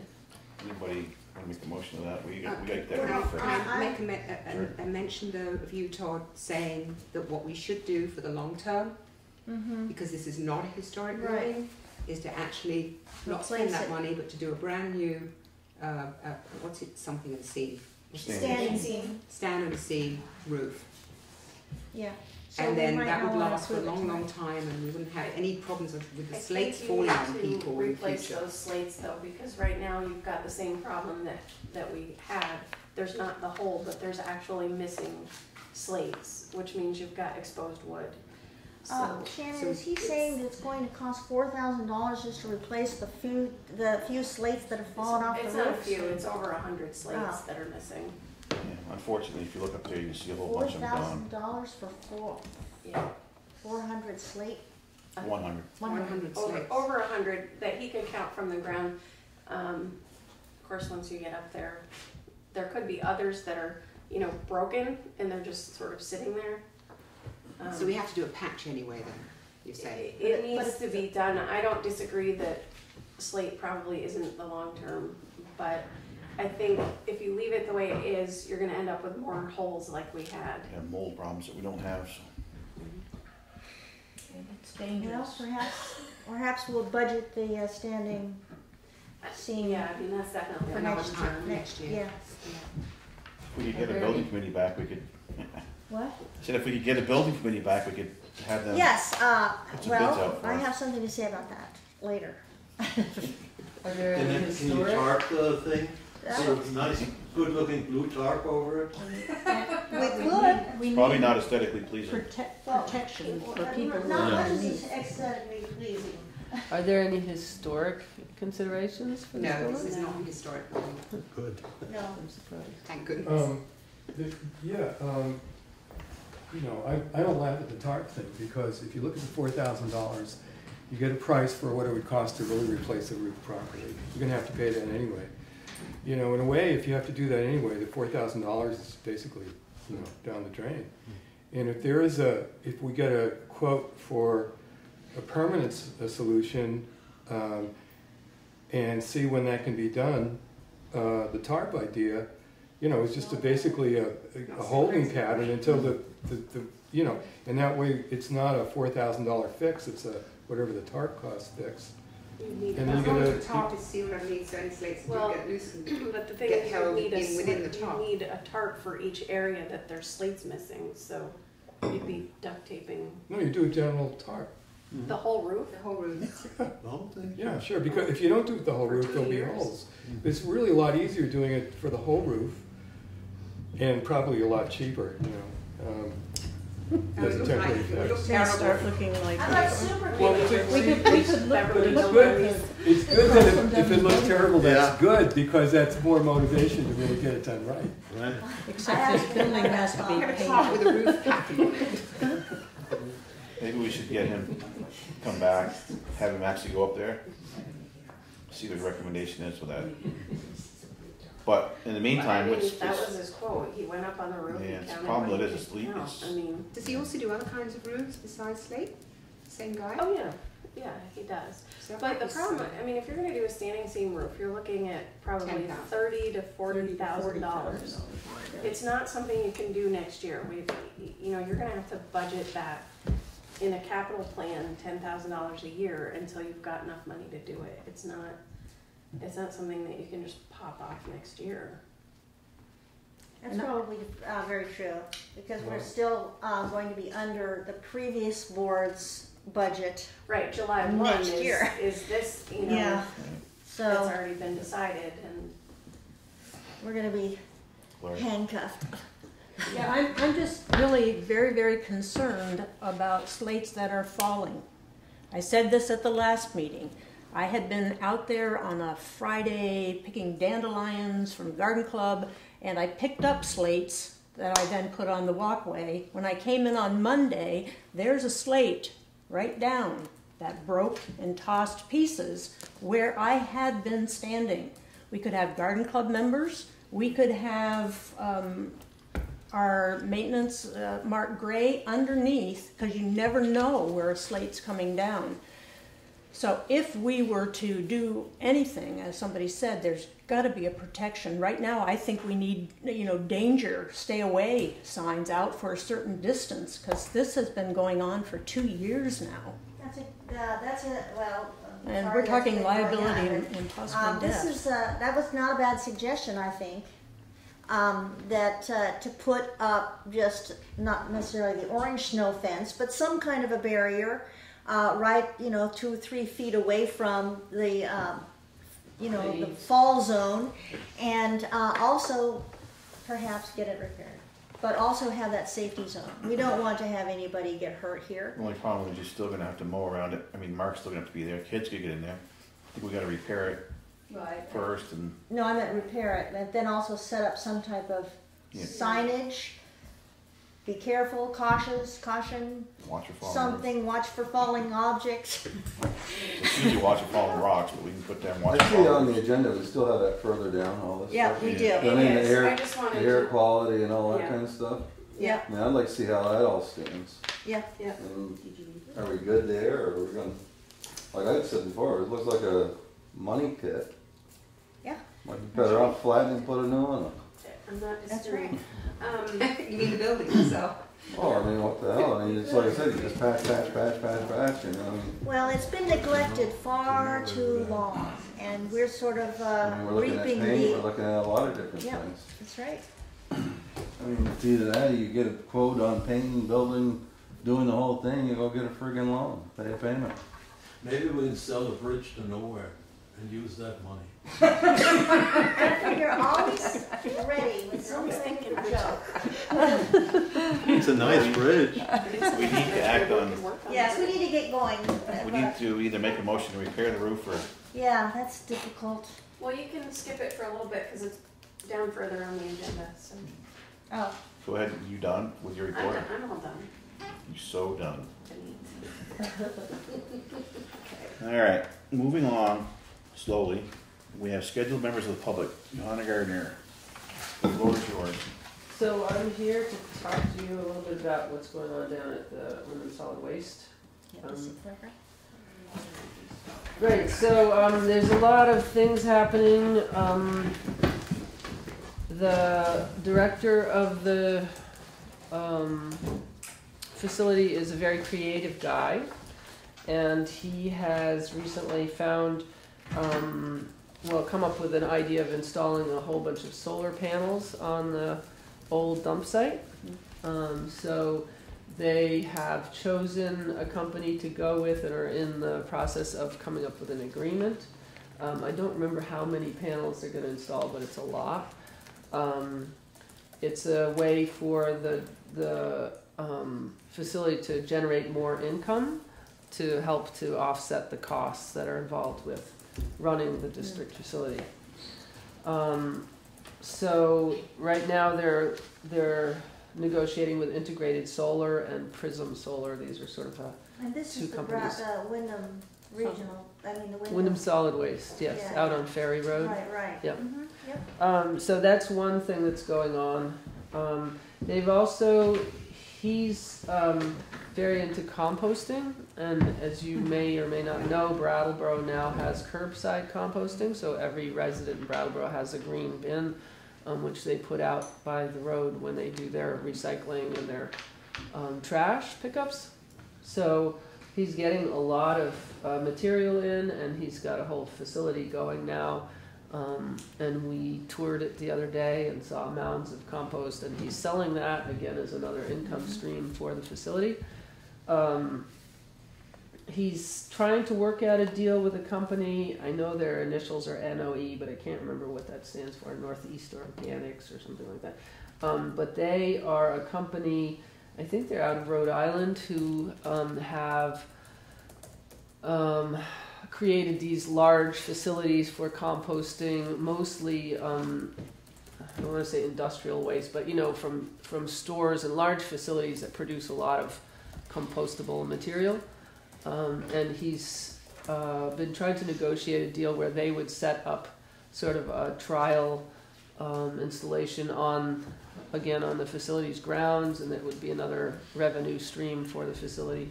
That, I think, is not going to work out exactly as he had hoped it would, because they need a lot. They need a certain amount of tonnage in order to make it worthwhile. And I think they did a feasibility study and realized that they may not get enough material from Brattleboro. So I'm not sure exactly where that stands right now. But that's another project they're working on.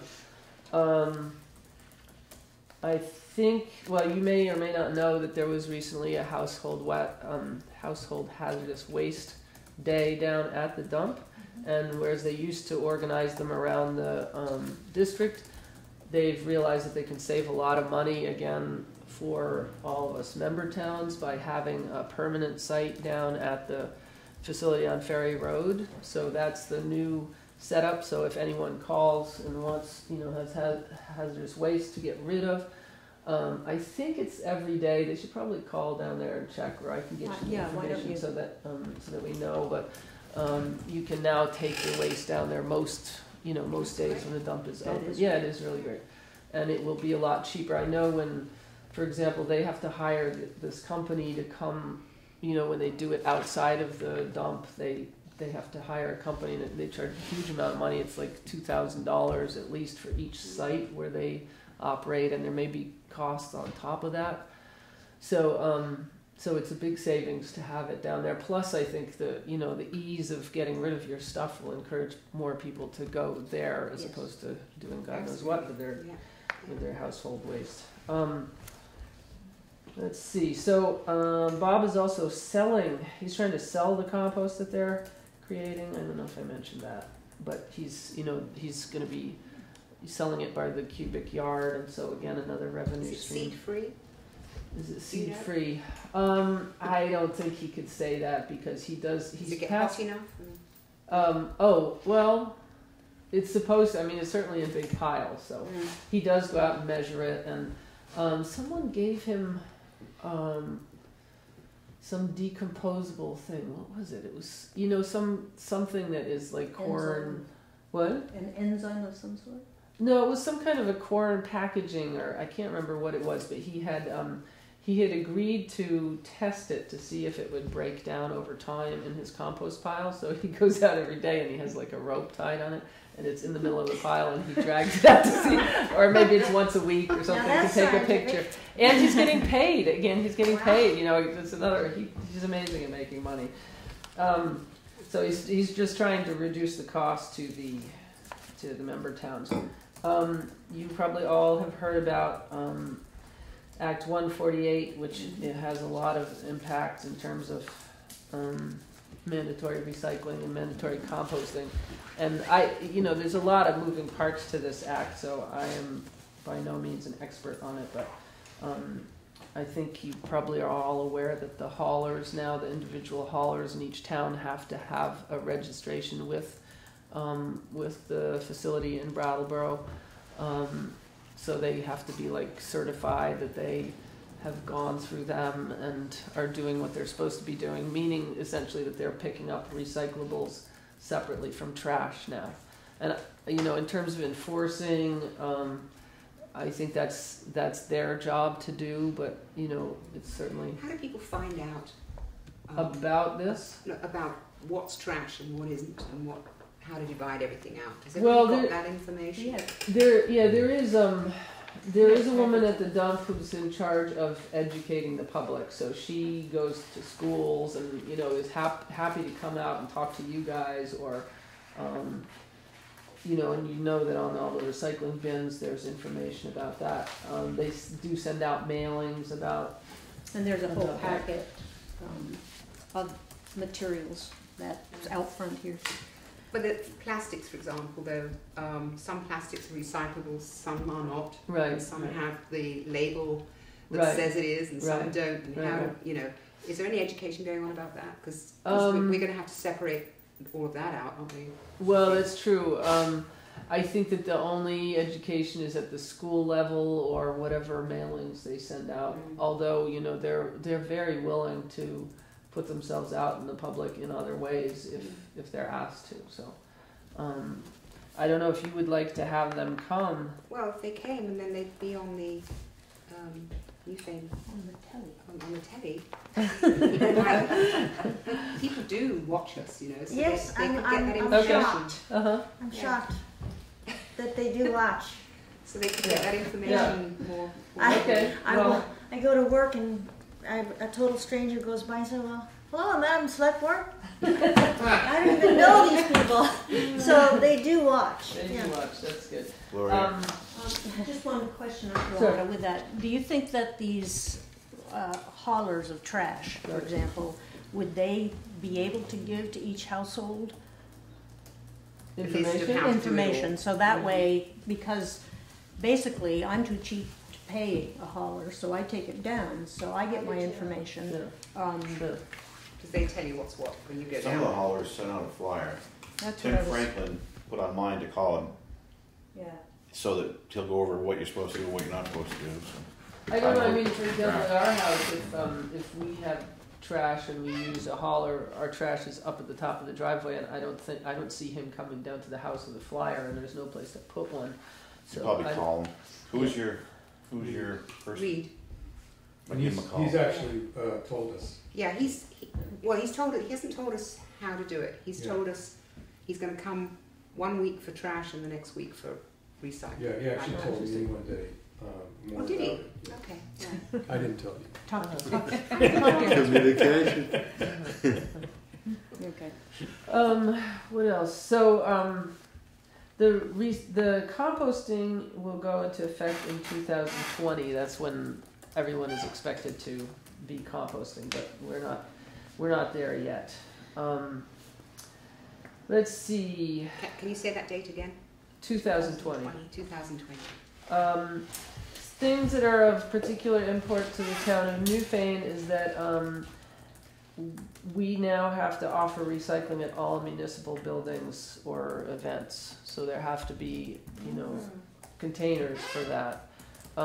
They do have some pretty great containers, or they have access to some great containers for events, which are like, a totally green bin, a totally blue bin, that says in big letters, cans and bottles, paper, so that it's super clear for people. So like events going on up here at the green.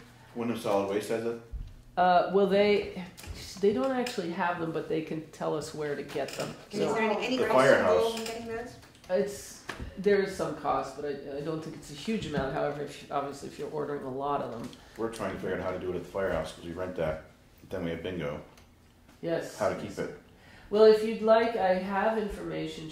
I just recently got information about where they got their bins, and I can send it to you. Okay. Thank you. But ours that we have now would work. Behind Todd, can you scooch a little bit so she can see? Oh yeah, that's Is that nice. okay? Yeah. Okay. I mean, the only thing about these, like I said, is they're really idiot-proof because it's a totally blue bin and it says like ours, up the side. Yeah, ours on top says, but I've found things in there. Right, it's pretty, it's pretty amazing. But it's okay. That And then we My find question some that should be there that are in there. is, if the town provides these for town events, who picks them up? well, it's the town has to do it. I mean, it's So the town, somebody in the town has to be in charge right. of, right. or assigned to. I mean, Okay. who takes care of it currently? It was That green. one? Well, I mean, up Anybody at the who's firehouse, here someone takes care of the trash up there. I don't know who, The but members take it out. it's being taken care of in some Right. fashion right now. I mean, when things happen up on the commons, is it just whoever's using the commons? Yeah. Yeah. Yeah. So I believe though that there has to be maybe whoever's using the commons has to be responsible. That for would almost be up to the side judges up there for the Right, common, because that's county. It because comes that's to county land. Okay. But if But it in any was, case, yeah, they should be doing it too. I mean, it's really to try So to it- get everybody to recycle. So So there's the schools are being told to do it. Leland Gray's on board. Newfane's on board. So We've got a couple of events coming up. For example, there'll be the yard-wide community sale, Moore Free Library. yeah. So that would be a good thing to get it going. And then on the 22nd of July, we have Newfane and New with a concert on the Common. So I'm wondering if we should contact All of these organizations and let them know about this new rule. yeah. Yeah, I mean, maybe Historical have Society will be those having its have those history fair. bins available here that they can use, but they're responsible for getting rid of the trash and bringing the bins back here or something like that. Someone would check them out and say, Yeah. okay, we're loaning you these and Yeah. on a date. Find out And cost. so Yeah. that would have to be advertised and known either on the website or posted or in some way. So I don't know how to go about doing that. Well, presumably these organizations get in touch with either you or the courthouse about using the land, and so at that point, whatever rules they're given, they're also told, and you need to use these bins, and you're responsible for the trash. I mean, that's pretty. Or you're responsible for separating the trash, or however you put it. yeah, you'd have to make it so that the organization that's using it would have to take care of the Yeah. trash. I don't think that's not And unusual returning the for. bins and That's not having it on a unusual for piece of anyone. paper, they sign it, date it. But that wouldn't be up to us because we don't. Who We would don't do rent that? out the common. The county That's what I does. said. I wouldn't see where the town had too much to do Side with that. Yeah. It'd be the Well, side I mean, we judges. got the town office, town garage, and the town Is hall. there a number that you ever give out if you call? So Other we than would that, just I call mean, them we don't hold and no chat. events. So who does? Side And judges. stuff. So who would do that? Well, I think it'd be up to people how to do it. Yeah, I mean, Yeah, the people take their trash home with them. The only difference is they'd have to separate stuff out, that's all. The biggest event you'd have up there would be the Heritage Festival. Right. Yeah. They got that. But they've got three, yeah, they've got that down, but I'm not sure they separate out as. They do. It's the customers that don't separate it out. Right. But Yeah, I the mean, bins are there. it's quite a learning thing, and unfortunately, kids should be growing up with it in school, and Yeah. and not everybody did, right? So so now we're learning. My mom, yeah. So a couple other things. The district is working on their SWIP, another one of their cute little acronyms, which means Solid Waste Implementation Plan, and they're going to have a public hearing or several public hearings. This is a plan that's for the next 5 years, and certainly I welcome any of you coming to participate. And also, Bob wanted me to encourage you to come and visit the facility. He loves to give tours, and it's really pretty incredible to see all the stuff, to see all the trash that comes through. And Can we go on our own, or do we? yeah, no, you can go on your own. Just I've call already had a tour. down there to Bob Spencer. He's a really friendly guy, super nice. He'll take you. When did you go last? Well, I went several years ago, Yeah. but just to basically see all the separating and Yeah. how organized it is and how actually rather clean it is. Yeah, well, I don't know. But it's hard to work. Well, in the with, so. recycling barn anyway. Yeah. What else? Their solar project, I talked a little bit about that. The only other thing to mention there is that if the town wants to get power from there, they can offer, well, they're hoping that it'll be about a 25% discount on electric power. So I said to him, well, we're going to have our own thing in Newfane, so I don't know how applicable that is to us, but I'll get 10% there. is it only a 10% reduction? There. Yeah. Wow. Well, And I'm not sure that we're zeroing in on it as town buildings either. with a Newfane? Yeah, I'm not sure. Well, so that might be interesting to talk to him more about, and Bob is always happy to come and talk to you guys at a meeting. He knows a lot more about what's going on than I do. So The Newfane thing is commercial anyway. It's not, it has nothing to do with the school or the town. They're leasing the property. right. So it's not But that's what Wyndham Solid Waste would be doing, right? Is the the company would, are they buying all those panels? I'm not entirely Yes, sure. But I mean, if they're offering 'Cause such I know a school. much higher rate of, well, that's not a good way of saying it. But if they're offering 25% off Reduction. electric, maybe Looking they for are. investors. I'm sorry. Looking for town to invest. Maybe in something like that to get a 25% back. I don't think so. I think it's just by being a member town. That was my understanding. I can ask more about that. Yeah. I think it has to be built commercial to get the tax credits, and Wyndham, what solid waste is not commercial, it's muni, right? It's a municipal charter. Yeah, so they don't get tax credits, so they don't, they can build it, but they usually As I said, it don't. almost sounds like a better deal down there. It goes on the school. We wouldn't have to put it all over our fields. Might pay school look into it too. Wow. Good thinking. So they're building a solar field at the moment? That's the idea? They're gonna put it on the dump down there. Yeah. Yeah. Where, like I said, Yeah, when the 'cause school was they looking at it, they want to develop the whole field out back into it, and you're only getting 10% off, so. This guy's giving 25% just to have it down there. Well, let's see. Let me finish up here. Last thing is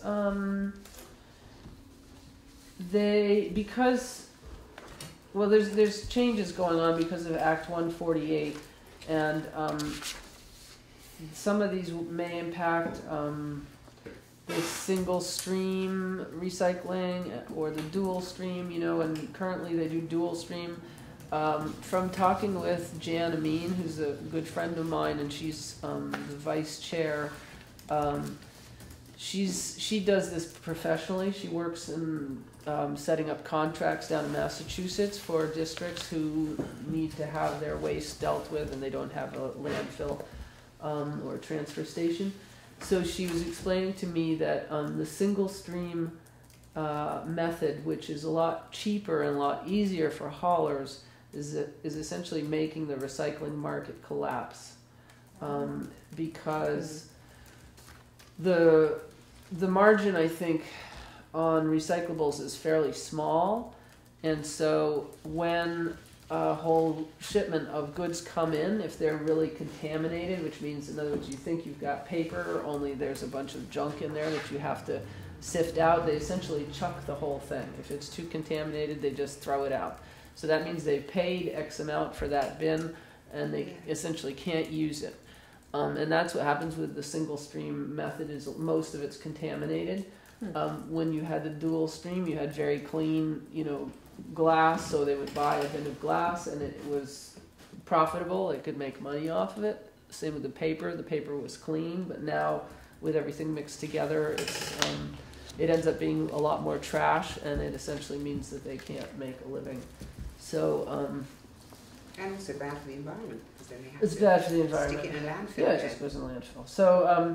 So the long and short of it is that this operation down in Brattleboro is doing a great job, but if the whole thing collapses, then, they don't know really what the future looks like. So for the next 6 months, until they have a better sense of where things are going with the recycling market and, knowing how their income stream is, they're going to leave the boxes here as long as the town of Newfane's okay with that, and we'll sort of reassess as things go along. And I know that you're having a lot of trouble with trash out there, and you know, they don't really know what to say about that. It's one of the sort of banes of having recycling bins, but I guess, you know, those people could be leaving it out on Baker Brook Road or some other place, which would be a lot more inconvenient to get rid of. So I guess that's one way of looking at it.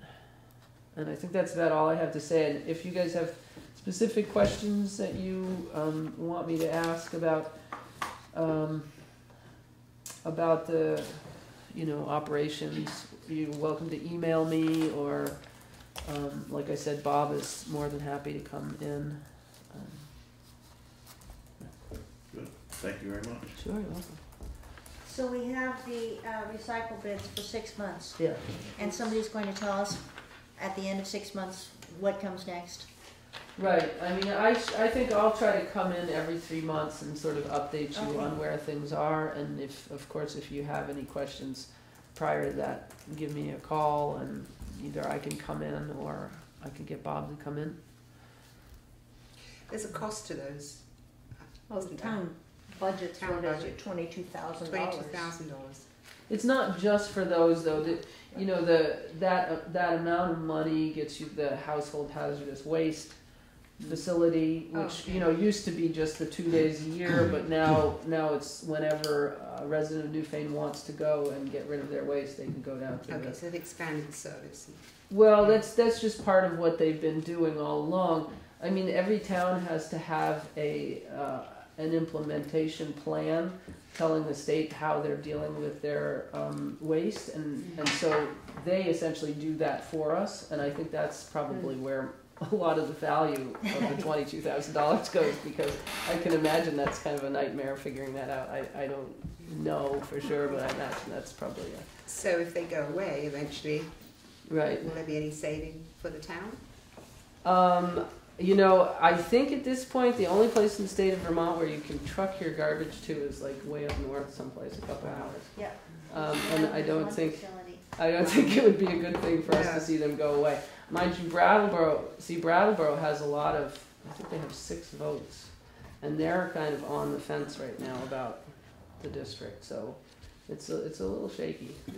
But I think it would be a bad thing if they went away from Right. us. I think it'd be a really bad thing. Thanks. Anybody else? Thank you again, and maybe we'll see you in 3 months. All right. Yeah, thank you. Yeah. Gloria, it's all yours. Well, just to let everybody know, the town has gone to the dogs.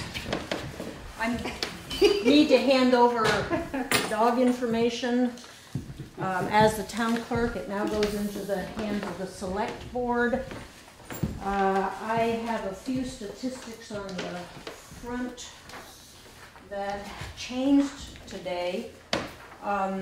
Basically, Brookline, Newfane, and Townsend town clerks offer an animal clinic, usually the first Saturday after the town meeting or sometime in March.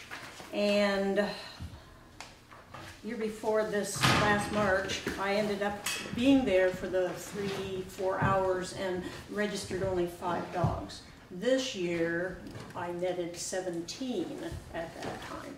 So that was better, but still kind of a limit on things. I've sent out postcards. I made one, little bulldogs on the front, and I actually did it differently this year, and I sent it out before the April 1st deadline in hopes that the 250 people would come in and get their dogs registered. Did have a lot better results because of that. So I'm going to say that probably on April 1st, I maybe only had 90 dogs left out of, we had 398. The year before, a lot of, I've gotten back, as you notice on that first card, I said if your dog's no longer with you, let me know, so people would report that their dog died or they've moved, etc. And then after April 1st, I gave them a bit of time, though I put the cost up to the late fees. So from an $8 it went to $12, and from $12 it went to $18. Then I made a second little postcard that said the point is you must get your dogs. And I hand wrote the dogs' names, and I also told them when their rabies shots might be overdue. So you have on the second page, and I also made phone calls.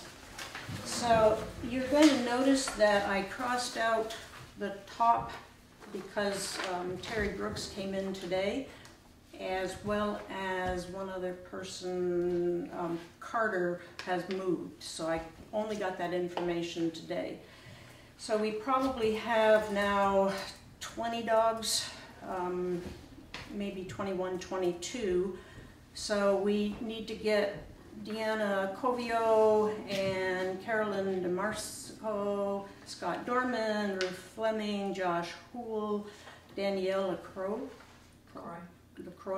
Mark Larson, Stephen Lawley, Kathleen Mendelson, Charlene Mercier, Mark Pickering, Mark and Juanita Powling, and Fran Ricci. Now Jackie Toff, she was supposed to come in today, and she does have the rabies. Found out that Cindy Gilbo does have a dog, never been licensed, and Sherry Casella, haven't been able to nab her for about 3 years now that we've been trying to do that. And Thelma Mason, I've issued the tag there. We just don't know if the dog has its rabies, and it's difficult in her situation. So the state statute says at this point, these dogs are now in the hands of the select board. You would normally give it to the animal control officer. So I'm giving it to you because you are the animal control officer. What we really can do, what you can do as a select board, is that you can have the animal control officer go and take the dog, take him down to the Humane Society, and the person has to get them licensed to make sure the rabies shots are up, and they have to pay for any time that the dogs are at the Humane Society. So that's the first step you can take, and we won't go into the second one because we don't want to go there. But people know that they have to get these done.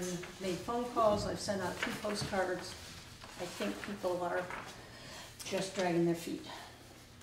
If you know anybody, you might suggest that they come in. All of the licensing still comes through me as town clerk. But you gotta do all the work. Certified letters are scary too. Yeah, but you think to yourself, certified letter costs how much? Yes, I know. And we only get this amount of money. So I've already spent, several dollars per person. So you've already done certified letters? No. No, cards. Cards cost money too, right? Well, cards, I make them, I just right. get, and then it's 34 now, Postage. 35 cents for postage. And I would have sent out well over 100 and some odd, maybe 150 postcards the first time because that many people hadn't gotten their dogs. Is there any fine?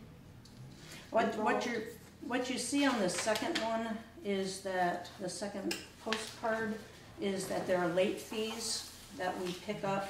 But late fee is different than a fine. Yeah, and that will come when and if the town of Newfane can get the Judicial Bureau fining in place. And our previous animal control officer had that ability to write a fine. And the tickets. And so we need to get somebody in her place because she could write a fine, and then it's a $100 fine.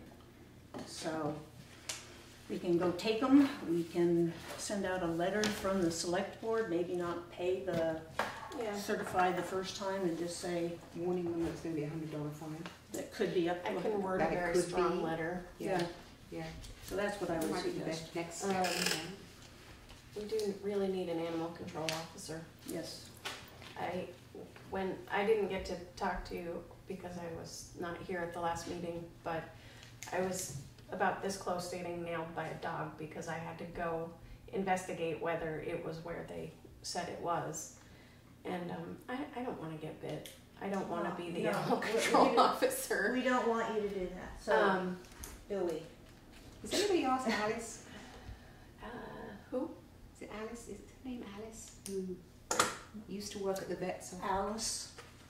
Used to work up at the vets in Newfane, and then Oh, I worked think I know. washing dogs, and now she dog sits for people, and she's very. I don't know her last name, but I know exactly Do you know who who I you're mean? talking about. You could find out and Yeah. through Heidi, right? Yeah, she might. She say might. yes to this. Yeah. I had one woman ask me something about it too. She might, when you brought it up about being 2 districts or whatever, you know, she said she might be interested in that. I told her to get hold of Shannon, but. And I thought we did get We did somebody get, but they said- wanted too much money. Oh, no, Yeah. even the, It was. It was Okay, like really up there. Yeah, Okay. we couldn't Our afford hands it. would be tied until the next fiscal year. This woman owns up there where that Wayne and them live. I'm sorry. yeah, she- Stephanie, She ended up getting a full-time job, and she said, well, if you could do it during the day and I could do it at night, but I honestly don't No. want that No, responsibility. we don't Yeah, want you this one to. works at CNS. Yeah. Right, but she said she'd still be interested in doing something. If somebody else was gonna do something too. well, Right. that's what, yeah. Yeah, I just don't want to be with someone. And Shannon and I have gone out through the years and Oh, absolutely. taken, I don't mind you know, chipping first in comes here and first, there, but but when there is one that's not friendly, the last one kind of scared me. yeah. So anyway, we know that the town has gone to the dogs. Yeah. I'm going to say after today's registration, we're up to about 340 dogs, and that's fairly typical. When we get these others in, and then there'll be new dogs because of the number of dogs that have moved or are deceased. It varies every year. Can I ask you how long this fee has been the same? Too long, my opinion. I think that the town of Newfane has probably one of the lowest fees in the state, but I can't prove it. But I do know that Dummerston went up from an $8 to a $15 for the first one. So I'm going to suggest to the select board, as I have several years in a row, that you're spending a lot of the town clerk's time, so dollar-wise, postage and everything like that. And we might be able to, if we raise these fees, people who have the dogs, another couple dollars. Most of them think that that's probably not And that too much. could be instigated next year, I guess. And then it could be instituted next year, and I would need to know that by the end of December because I start selling the new tags. And then maybe we could see how much money that would raise and see if we can't put more into your next budget to put more into paying an animal control officer. That's just a suggestion. Okay, from dogs then, as the town clerk, I have been mandated. What? I was going to ask a quick I'm sorry. question. Sure. Would the board like me to draft a very strong letter from the select board? I move I second. that we have a very strong letter that Shannon will craft, and do we need to approve it? I can I think so. She can put it in our box and we can come take a look at it. send it to you in an email, and if I don't hear anything back saying I don't like that, then I'll send it. And just have Shannon She sign can it. sign it as administrative assistant. Okay.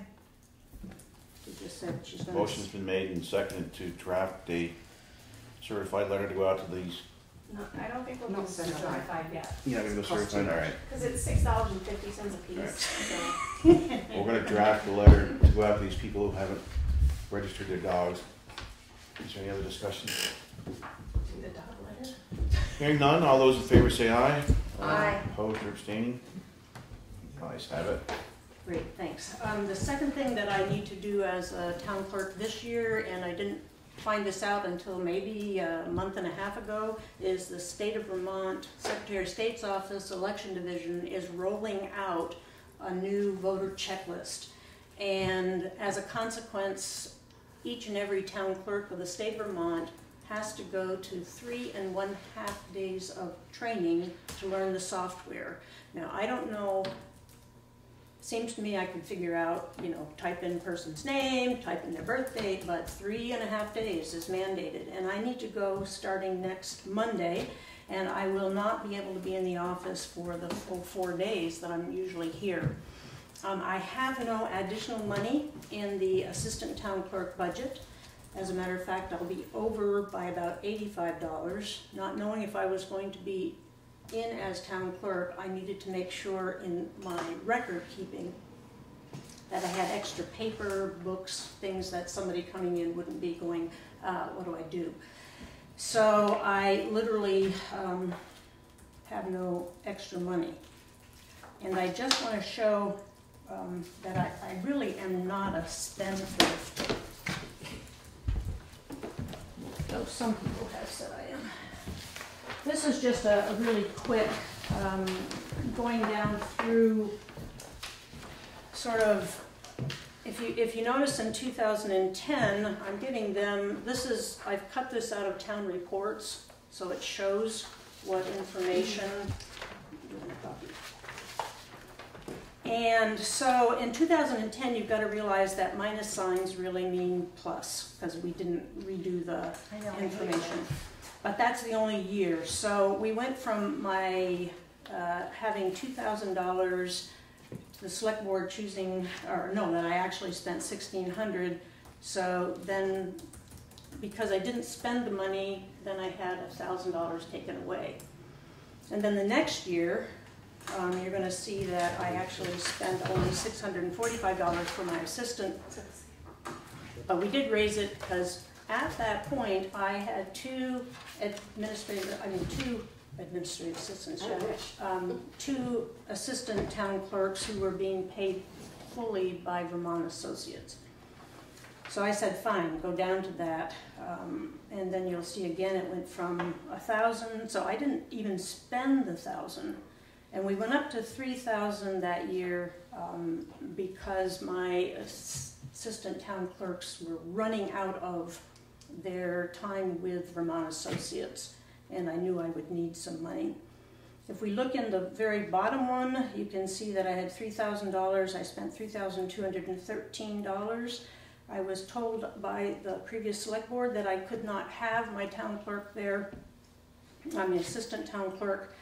And if you look at the bottom of the page for $213, the final, this is the auditor's report, and on the very bottom you would see that I would have had $230 left over from the records expense. I might not have spent some of that money, but I was told I couldn't have her. So I paid $560 out of my own pocket so that I could go on vacation. That's not what it says. It says paid $560 out of own pocket to take a vacation. Yeah, that's what I did. Oh. I paid my assistant so I could take a vacation. Oh. One thing that came up too is there was a halt on my using any of the restoration funds, and this fund is definitely under the what's a kinder word than control, under the purview, the supervision. I right now have, and you don't have a copy of this, as of today's date, I have about $1,198 in this restoration fund. So I would just suggest, if it's okay with the select board, it'll cost me I figured it out, I didn't write it down. I would like to have Deidre here next week for 7 hours a day. That's 28 hours at $9.15, $270-ish, which she has worked hours and hours and hours without being paid out of that restoration fund, doing back indexing. So this would just show, and the auditors said it would last year that it was fine to do that. You would be over in my assistant town clerk budget, but for the $85 that I am, and then her salary next week could be taken out of here. Didn't we check with the Secretary of State on that though? We can't take the records restoration fund and do anything with it except record restorations, as I recall? No, we didn't check with the Secretary of State. I talked to other, Well, I thought town Gary clerks. got a hold of somebody in the Secretary of And if State's he did, office. he never. But, That's the way I remember it, I just don't wanna. No, and I understand that there's that concern, so I would say we could take it out of here, because I do have records.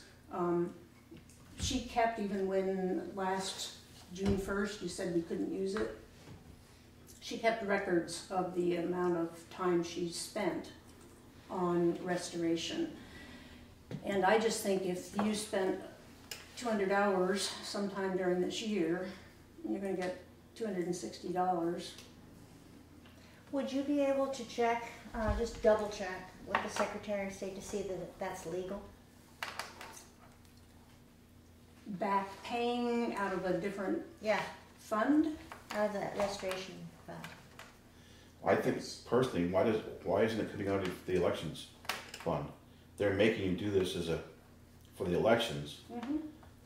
To me, it should come out, even if we're gonna go over, it should come out of your, not your, but the town's election. No, that's an idea. Do we have, I don't have Being any that idea it's what. mandatory by the Is there enough money state. in there to? No, as a matter of fact, out of elections, tabulator, we're a couple $1,000s over budget on that because of the primary election, and they gave us 4 parties. The We're other already thing over, is and you that's- could, You're only talking $238 more, so, right? I mean, doesn't Or- really sound like a town clerk issue to me, it sounds like an election issue to me. They're mandating you do this for elections, right? Mhm. I'd be happy to have it paid out of that. Shannon, I don't know, am I making sense or not making sense? You are. You are. So does it matter if was- it goes over more over budget than it actually is right now? Or have the assistant town clerk's budget go We don't really have over. much choice if they're mandating it. No, No, you really don't. And we could put it in elections fund because to me, that's where it's going to. It's not coming out of her budget. it can be justifiable. Yeah. That's right. I think we can find it somewhere. I mean, as Maureen was saying, it's still gonna show over budget in assistant town clerk. Somewhere in the budget is gonna be something that we can skimp How many on. days you gotta go this way? 3.5. I have, But they're not consecutive? yeah, they are, but I have to drive to Manchester Center because nobody's gonna pay for a hotel room for me. And drive back every day. And who's paying for the gas? The Secretary of State will give us mileage. Okay. And hopefully they're not just doing it for the You're first asking day. for it for 1 day, right? No, 4 days. I'm gone Monday, Is it Tuesday, 3 days Wednesday. or 4 days? It's 4 3.5, days. so it's Ah. really 4. Okay, yeah. Is there any way I can be helpful? Well, of course, there's always ways you can be helpful. I choose not to most of the time, but But I, no, if I can, yeah. you know, if it needs I mean, to a cut lot down- of really what happens is, for example, today I had nobody coming in doing title research. They could be in here for 6 hours, we don't know. But the difference of having somebody just sit in there and answering the phone is that Deidre knows what she's doing. She would go ahead and do some more back indexing and she'd keep herself busy. And she knows answers to questions, which other people don't. And she knows where everything is too. Yes. Yeah. So what's your pleasure? I think I agree with Todd, I'm gonna do that, 'cause I know there was a discussion on that restoration fund that had to be used for that. It was Tanya Marshall at the Secretary of State's office that said you cannot use it for wages. It has to be for direct, That's right. um, That's right, let's see that. but it has to be done. It's a mandate coming down from the state, to me, it's not coming down to the town of Newfane or any other town saying, you have to take this money out of town clerk's budget, because they don't know what we budgeted for. Right. We No, do I have mean- an elections budget. I mean, that's to me where it should show up. But it would still have to be It'll over show assistant up. Well, it's town gonna be clerk. over budget But anyway. we'll, She could make an asterisk there that a certain amount of this is, Yeah. I've From- done That's what that we in need. town reports Mhm. before, and just at the bottom, you know, put a little You footnote have to, saying, because again, this it's is why. transparency, and we need to show exactly where this money came from, being that that other budget is over budget. you put an asterisk down the bottom and just put, this was mandated by the state of Vermont Right. for a Over town budget, clerk to yeah. do this training. There's no law against going over budget. There's no. Right, you can't help it. If in the end your bottom line comes out. Yeah, see, mine would have last year, but anyway. My budget goes over more than anybody else's does it because of Mother Nature, so. And just a point of information for the select board is this still does not give me any vacation time, which I really haven't taken. So, just saying. I told you July 1, walk out the door and it's like, bye. Okay, so I can have Deidre next week. Yes, I think so, right? Yeah. Do we need to make The vote I don't know or if we need a vote as much as we need to make sure that that gets put down somewhere. so that it's legal and open. I think it would be good to have a Go Yeah, ahead, okay. somebody make a motion if you want, it's fine. Yeah, I'll make a motion to pay Deidre the 28 hours that are needed while Gloria's away on this mandatory training. A second. Motion's been made and seconded, is there any discussion? Hearing none, all those in favor say aye. Aye. Opposed or abstained? You guys have it. Thank you. Can we at some point have a discussion on Gloria getting a holiday that she doesn't have to pay for herself? At some point? Yeah, at some point, I think Yeah. that's good. I don't know when we would discuss that. Maybe. Put it on the agenda at some point. Well, budgeting is the best time to talk Yeah. about it. Be like but- November, I December. mean, July 1, the new fiscal year comes in, We and have so a new there, budget. that will replenish, and hopefully Gloria can get out of here for like a month and a half and relax. Bliss. We're gonna go on the same cruise you and Bob. Unscheduled members of the public, do we have any unscheduled members of the public? Speak Kenny, up. wanna say anything? No, we're good. New business, do we have any new business? There is none.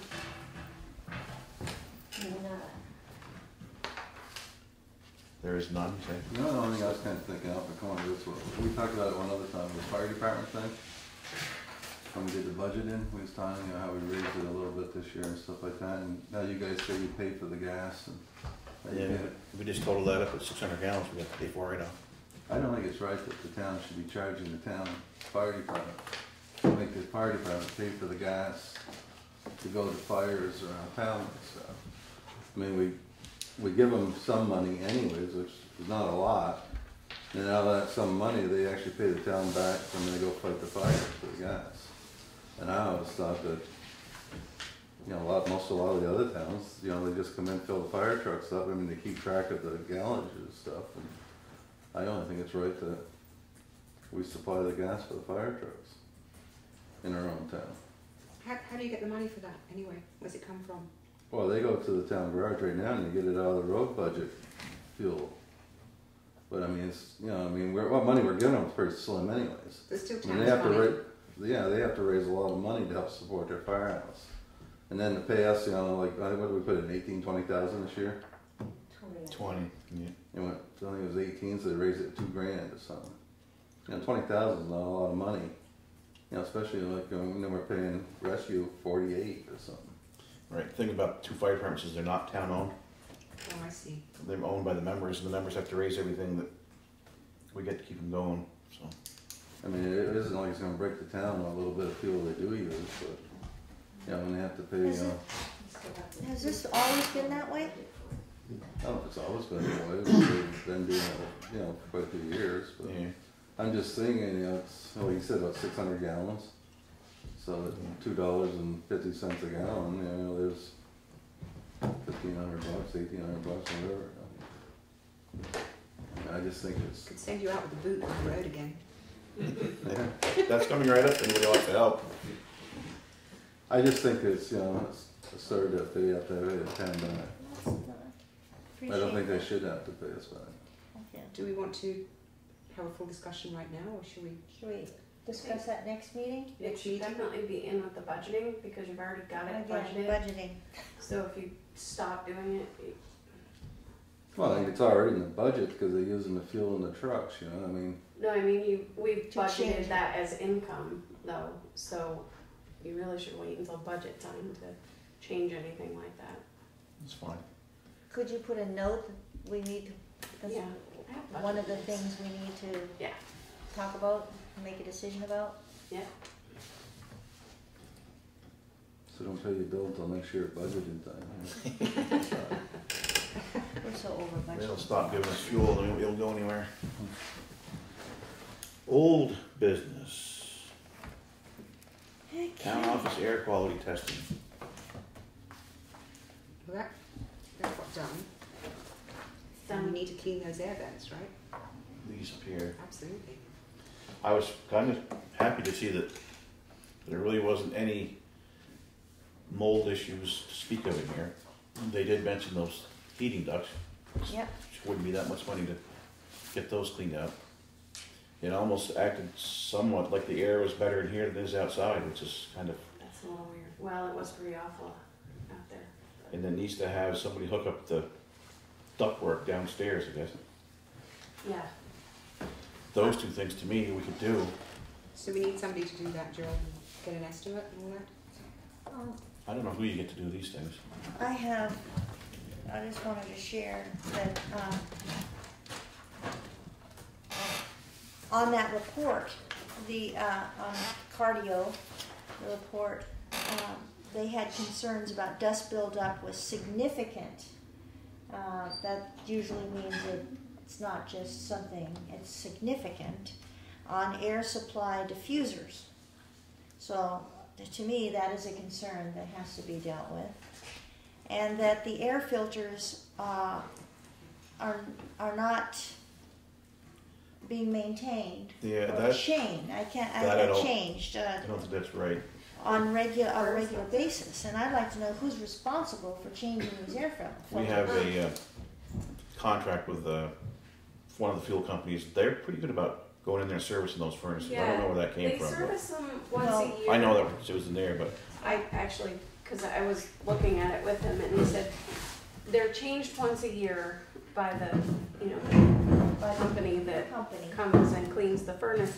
He said that they really need to be done every 6 months, and they're not going to come in and do that for you. Well, I'm wondering if they're done every year.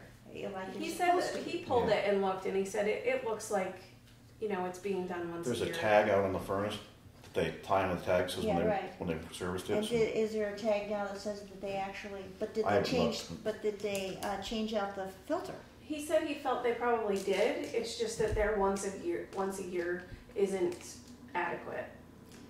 So we need to. Is the furnace only serviced once a year? Mm-hmm. He also said there's different quality filters you can put in, That's true. and it may not be A very Can good you, quality. it's Barrows, right? Yeah. Can you make a phone call to them just to tell them what the concerns are? Yeah. Have them go ahead and service it again if it needs to. I can hardly wait till budget time because one of the things that's a pet peeve of mine about the maintenance of our buildings is to have a maintenance person. And so, like many towns of our neighboring towns have maintenance workers that come in and regularly maintain their buildings. And sometimes they share that job, like part of the time this person will work for the road. If the road crew really needs this person, they'll drop what they're doing maintaining things and they'll go over there and, so it's a flexible position like Dover has. And so, this is something we need to talk about during budget time for planning because there's a lot of maintenance that has not happened on a regular basis. Is Barrows our utility company? Pardon? Is Barrows the utility Yeah. company we use? Do they have somebody who can maintain those things if we have a contract? Well, with they them? do once a year, but that's it. That's what it. she was saying. They might be able to do more than that then.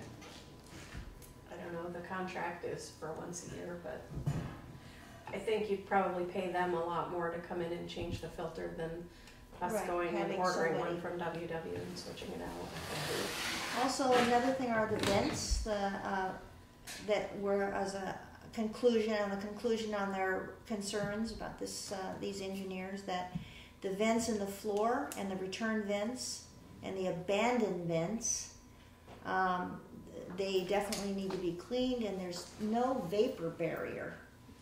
Did you read that? Know about that though. I thought we put when they did the, They decided not to put one in. because it's gonna So make things there's black. no vapor Abandoned. barrier, and so therefore you're getting vapor and you know, the dirt underneath. Spores. Yeah. Mm. I So think that's why that carpet was. as bad that's as why the it carpet was. was so bad. Yeah. So we do need to consider in the future, if not now, definitely having somebody put in a vapor barrier. And also those abandoned vents need to be sealed off. Abandoned vents, where the heck are abandoned vents? I mean, don't point one out. I don't know. And then their fifth concern was that there are mold spores. And they actually named the variety and species of spore in this room. And that they are likely from the dirt in the crawl space because it's exposed. And so those little spores are coming up from that. So these are And they things could that potentially make people sick.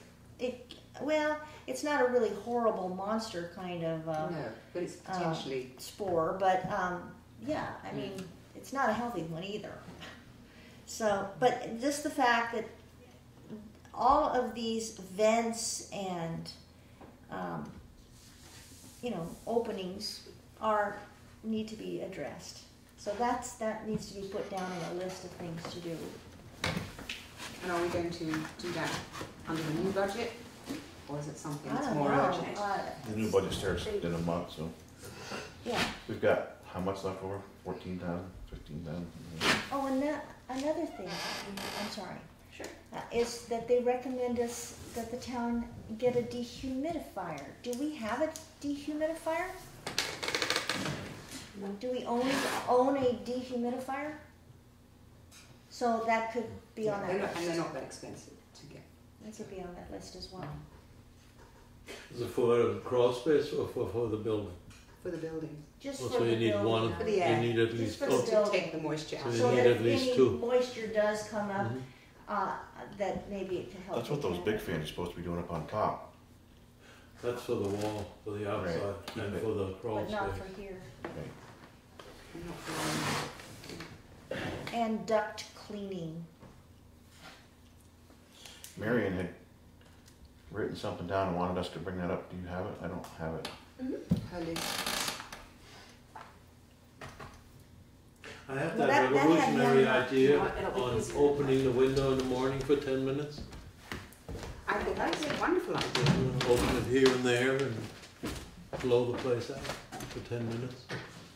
Irregardless, which doesn't exist, of the weather. Regardless of the weather. Well, Just let the rain in for 10 minutes. Rain is coming. and more moisture. You need moisture, otherwise your nose gets all messed up. I'm so glad you're here. Yeah, Elsie's glad I'm here. So that was what I wanted to say about the air quality inspection, that it was really better than I thought, but they do have some concerns that need to be addressed. So we need to address those at a future date. Yeah. And we know what needs to be addressed, so Hmm? we just have to get somebody to do the job. Yeah. What happened to Nick as the town handyman? Is that He's still coming around. he's still around? If we let him know what we want.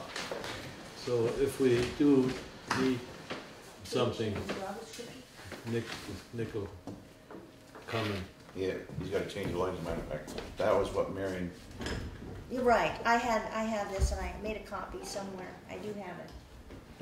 Did you see it? I have it on my email, but I see it on the eyes. Oh, okay. it's pretty much the same stuff.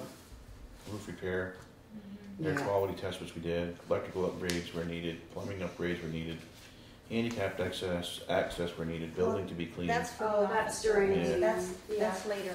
The one thing she said about the air quality report was that she just had her ductwork cleaned, Right. and she recommended the name of someone And she thought the price was pretty reasonable too. Yeah, Charging, which I thought was $600. amazing, Yeah, As long as it's under 500, we don't have to put it out to bid, right? I think it's 1,000. Is it 1,000? That was two. 2,000? Oh, that's what we changed it. So 2,000. we could you contact him and Yeah. ask him if he could do it for us? Yeah. Yeah, have somebody take a look at that. I mean, the highway, the road crew can go over and get a filter for the furnace. It's not Oh, sure. huge deal. Yeah, that's easy. He could clean the vents out. But cleaning the vents, I think, would help. Cleaning the Really vents. would, yeah. Do we have any history of vent cleaning? Not in my time. That's why they need doing. Actually, I asked Doris because she's been here longer than I have, and she didn't remember it. So. Wow. I don't remember it either. I've been here 35 years, but I haven't. All right, Should let's, I call and get a price and get back to you? yeah, Okay. we'll bring it up to the next meeting. Roof estimate, we talked about that. What's our pleasure with the roof estimate? We gotta do something with it. Yeah. I don't know. Well, we don't have any firm anythings. Can we call somebody like Phoenix, I think she who does yeah. all of that, and see what Eli says? I've They're very, done the very bidding busy. process. Yeah. We got one Yeah. bid. Phoenix Roofing is so busy. Yeah, we got the one bid. I mean, he did put an estimate in, so. To redo it now would be unfair to the one who Right. did put the bid in. And you just gave his bid out on TV, so. We should make a motion to hire him then. Repair what needs to be repaired up here, It's $4,000, right? not to exceed the 4,000. Right. You wanna make that motion? Yeah, I make a motion to employ, what is his name, Shannon? The name of the company is AT Good Band. To employ AT Goodband to repair the roof for not more than $4,000. There's a second to it. I'll second it. Any more discussion? I have some discussion. Have we ever used this person, this contractor before? He did our emergency repair on the hole that was, Was leaking? yep, on one And, side. but he's not the one who installed the roof in the beginning. Oh, that roof's been up No, here I since don't the think he was 80s. born when the Oh, wow. roof was Okay, put yeah, on the he'd be pretty, beginning. yeah. This section out here was in the 80s. This other section is probably, some of it's probably original. Oh, okay. Yeah. So that's all I wanted to ask. And The main it's- problem seems to be out on the addition where they put the addition in the 80s. No, somebody was saying to me that no matter how well the roof was put on, and no matter if you replace these, every year you're gonna have some falling off, and I don't know. It's the nature of slate roofs. So you mean Right. every year we're going to be looking at $4,000?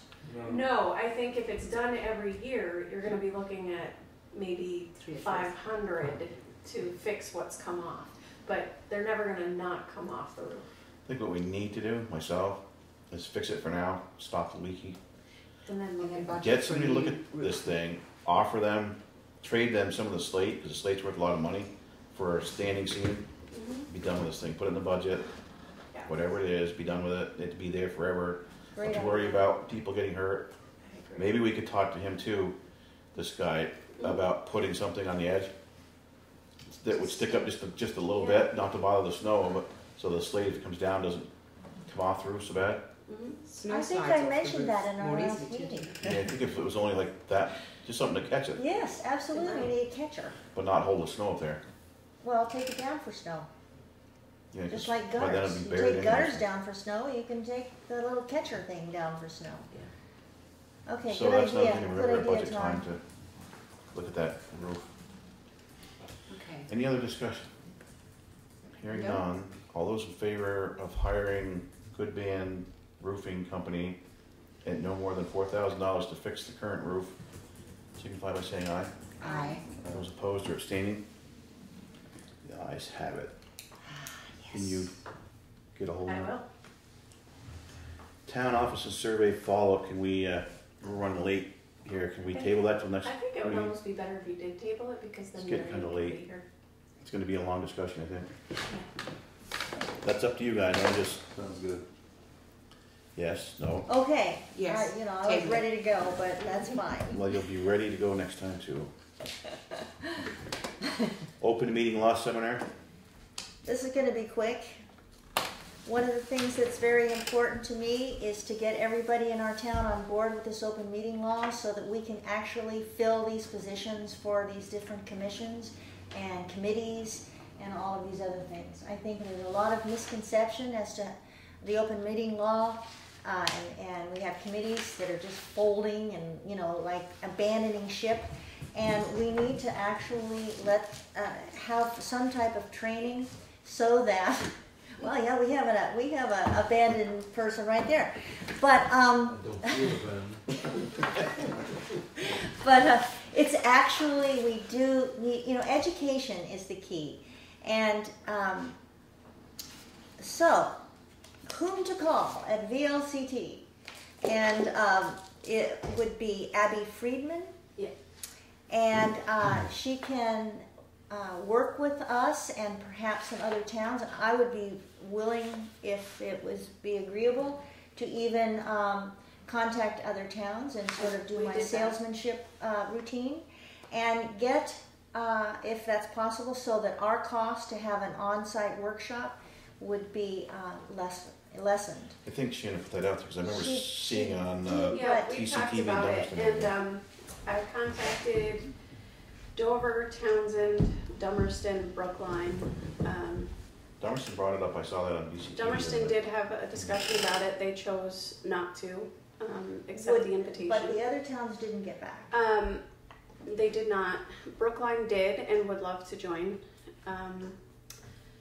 And I think really just with 2 towns, that cuts the bill in half. Well, we're kind of like, you know, sister towns, sort of. Absolutely, and they were really interested in it. They were willing to pay half.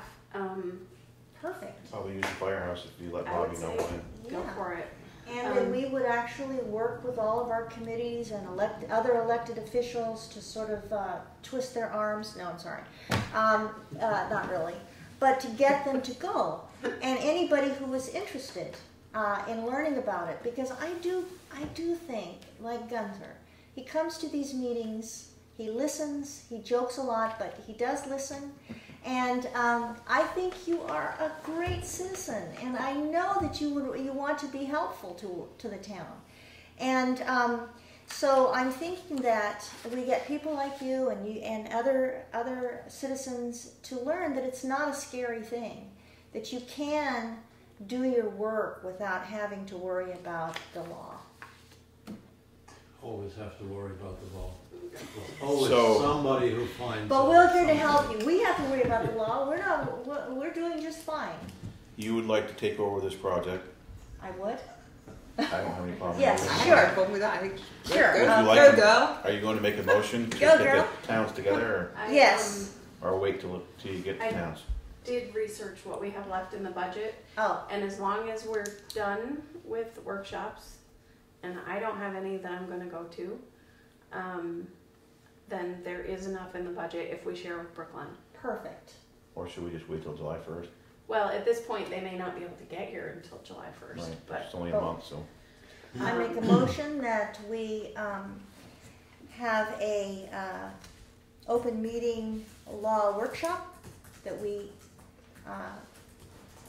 with the town of Brookline,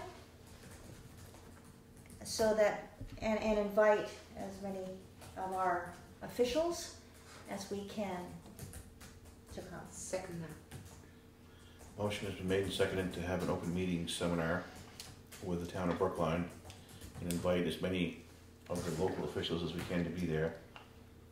Is there any more discussion?